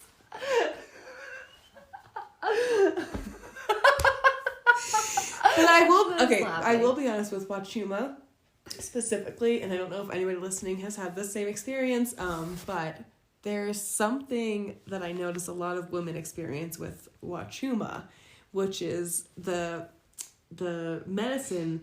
It does work out your sexual kinks, right? So like, maybe you've had this experience, but I've had this experience with Wachuma multiple times, where it puts me on the verge of an orgasm and just kind of keeps me there.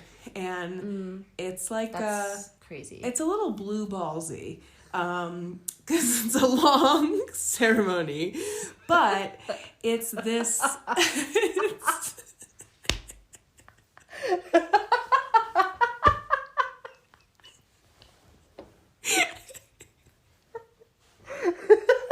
like actually in a relationship with these yes, 100%. Because like this happens to me with ayahuasca. Oh man, I mean it gets a little frustrating, but it's this sexual feeling that, I mean, I've had some beautiful, amazing sex before in my life, but this is like a whole different ball game. Like this is like just divinity, like being like alivening itself in my body, and oh my god.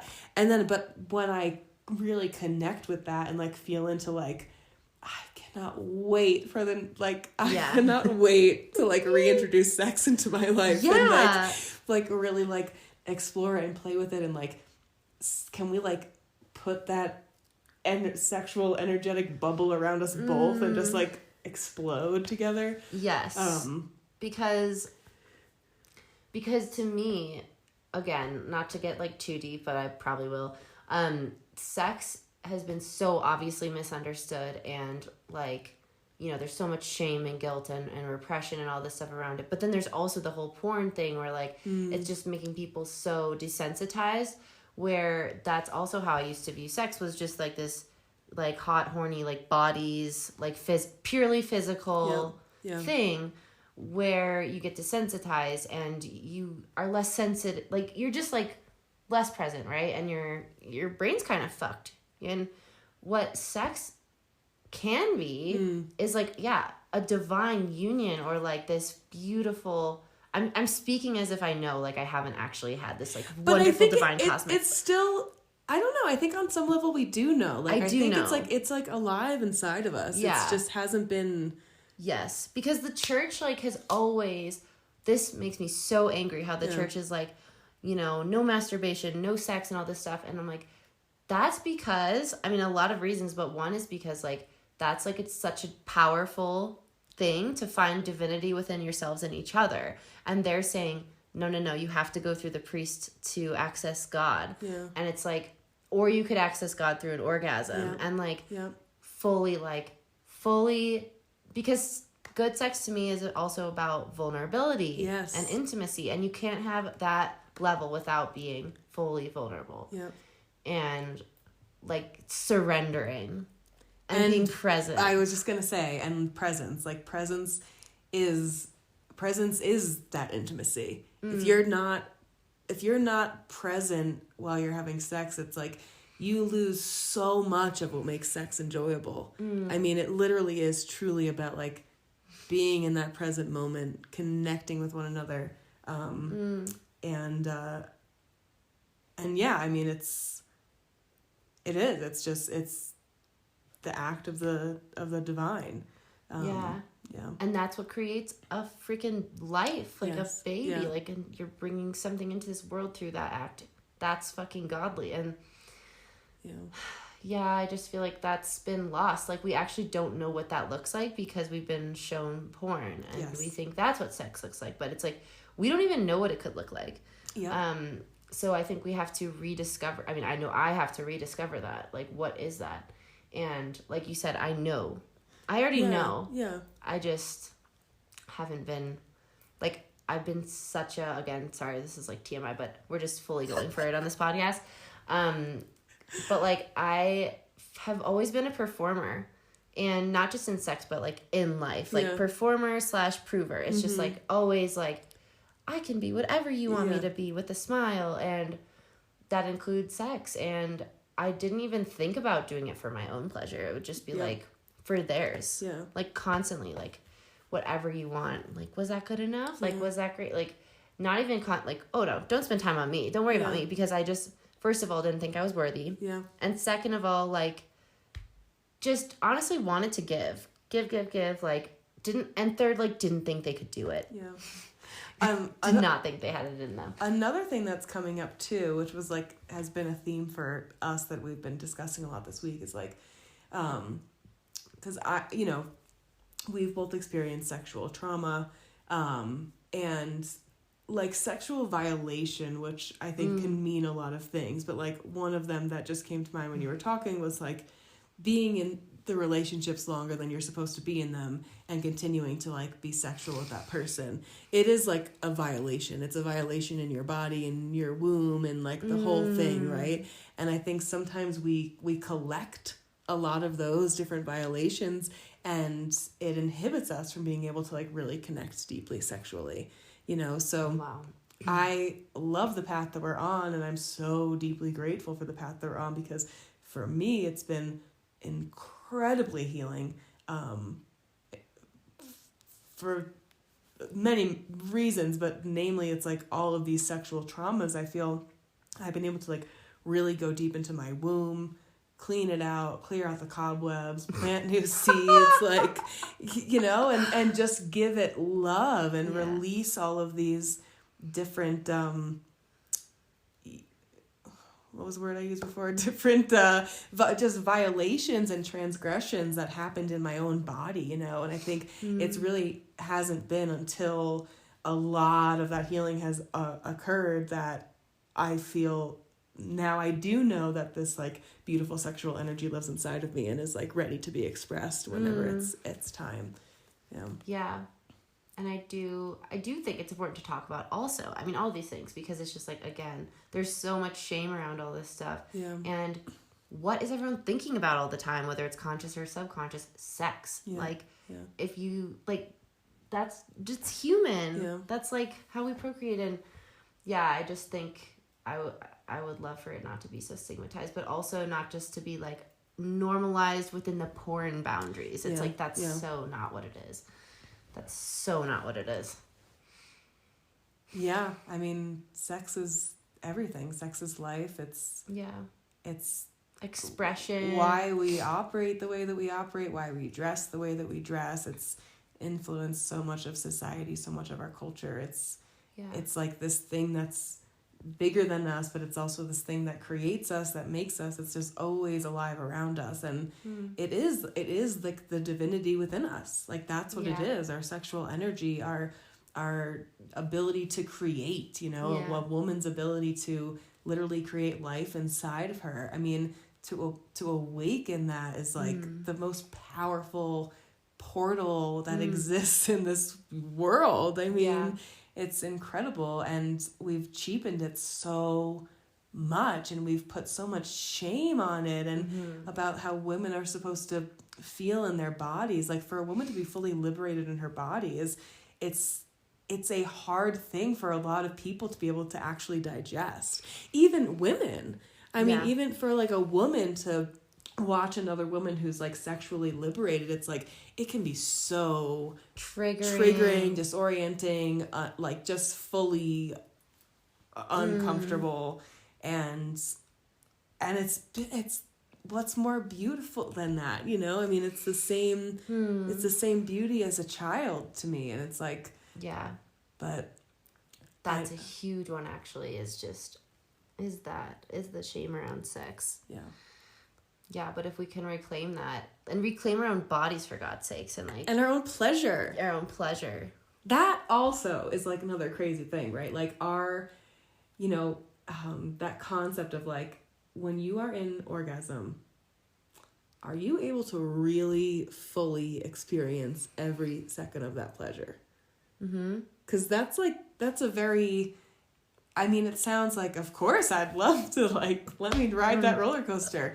But if you're being honest with like your past experiences, sometimes it's like it's too much pleasure to be able to really like take in, or we just feel uncomfortable with it. So I don't know, we try and like lose it as soon as possible. I mean, do you know what I'm talking about? It's like it's like a funny experience. It's like, it's like only this much pleasure, and that's all I've allowed myself to feel. This much and only that. Moving on now. Or it's someone else's turn. Or when like a guy goes down on you, and it feels awesome, but like you like hit this limit of like, okay, like you know, like I can't. It's just very interesting. Like our bodies, I don't know, that'll be a fun game to play. Very fun. Very enjoy. I listened to this girl, like, I think her name's Kim Minami on Instagram, but she talks about, I mean, this is specifically for women because, like, when men ejaculate, like, they lose a shit ton of energy. And by the way, like, if you're a man listening to this and you don't know about this, you should look into semen retention, because that's a way that you can orgasm without losing a bunch of energy and sperm. Anyway, totally different topic. But back to this girl, like, she says to women, I'm sure this applies to men too, but like her system is like meditate, masturbate, create. That's like sex magic kind of vibe. Yes, it's like meditate and then like masturbate, and then from there you have this like energy that you can use to create something. So it's not just like going into the air. Right, and it's not just like getting wasted. So your creating could be anything. It could be like art, it could be writing, it could be singing and dancing, it could be like, I don't know, going for a walk, talking to, like anything that you want to create. That's a great time to do it. So yeah, I love that. But I love that too. it's just, and yeah, I she's need to incorporate that more often. Maybe that's like a good practice to do right now before we like call in the soulmates. Is just working with that energy more and more.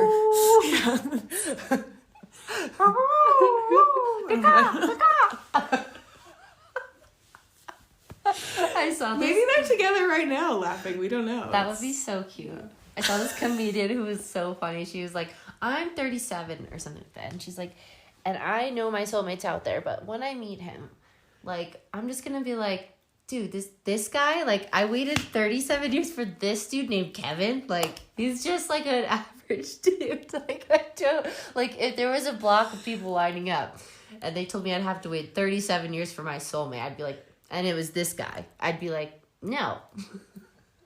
It's so true. But then there's also a part of me that's like, maybe average is good. Yeah, like, what do you want? Some, like, crazy... I mean, the Aquaman guys that I'm attracted to and that have been in my life and my relationships, it's like, they are always... I don't know what the word is. I don't know. Different. I'm different. Yeah, I'm different. Like, just left of center. You know? Yeah. So. Yeah. Yeah, and then I saw another comedian who was like, if I meet my soulmate, I'm just going to be like, as if you're, like, pulling up somewhere and you're like, get in the car now. And he, like, looks around like, me? You're like, yes, you, get in the car. You ain't got no choice, you're coming with me. Yeah.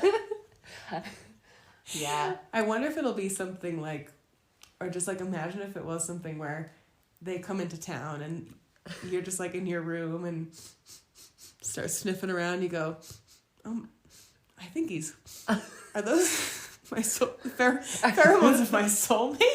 And you just go into town sniffing until you come across them. You're like, this is it. Yes. I do wonder how it will happen. I'm so curious if I'm going to, like, instantly know and then, like, say something really fucking stupid. Yeah. Or if... Because you hear stories where the guy knows and the girl just doesn't and she takes time. Or vice versa. Yeah. Yeah. And I could see that happening with me either way, but... I've heard a few different times from a few different people. One being an astrologer. And I think the other one being, like, a psychic from, like, years ago. That they've said to me that, like, mine's gonna be a friend first. That's beautiful.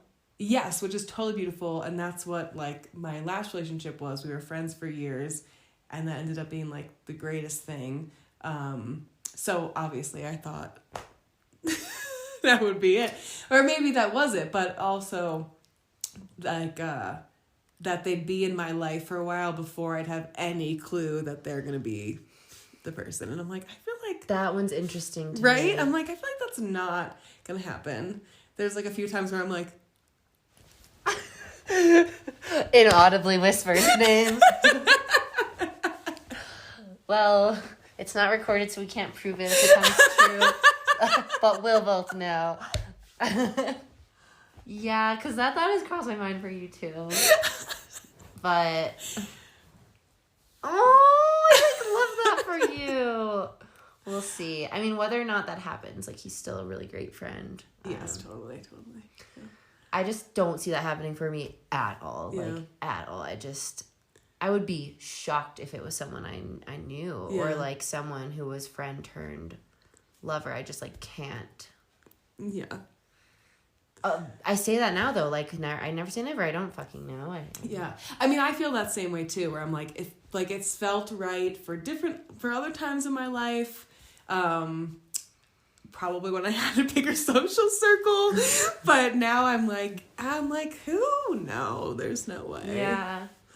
I'm open to it, but yeah, if it happened, I'd be shocked. I'd be like, yeah. Wow. But you also, I think, know more people than you realize. Like, that's true. Through the years at Dreamglade. That's true. Yeah. My circle of acquaintances is way bigger than most people. Yeah. That's a good point. I mean, if you're my soulmate and you're listening to this, like, feel free to hit me up. I'm ready. We heard that's how it's going to happen, so kindly follow the tune. Call to love.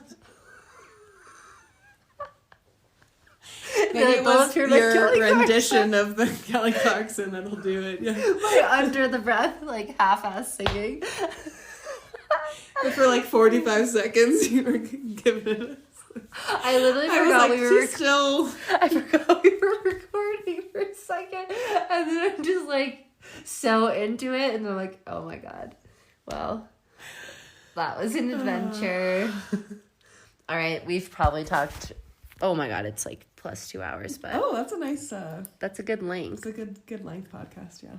I love you so much. Not for the faint of heart. Not for the faint of heart. I love you so much, my true Brit. Oh, My true Brit grit. True grit.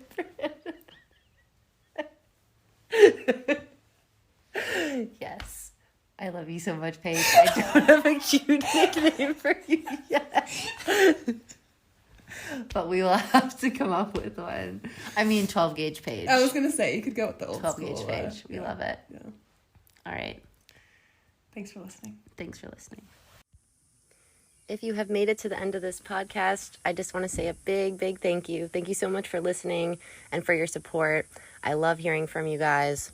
And a huge, big-hearted thank you to Paige for being so open and vulnerable with herself on this podcast. I love you, Paige. And thank you for being such a great friend and such a great light in this life. I know we all need people to lean on, and I just really, really appreciate you. So thanks again for tuning in and just working with me as I figure out how exactly to make a podcast with all of the audio and fun issues that I've been coming up with. But yeah, I really appreciate you. And like I said before, you are not alone. And I'm just sending you so much love and a big virtual hug.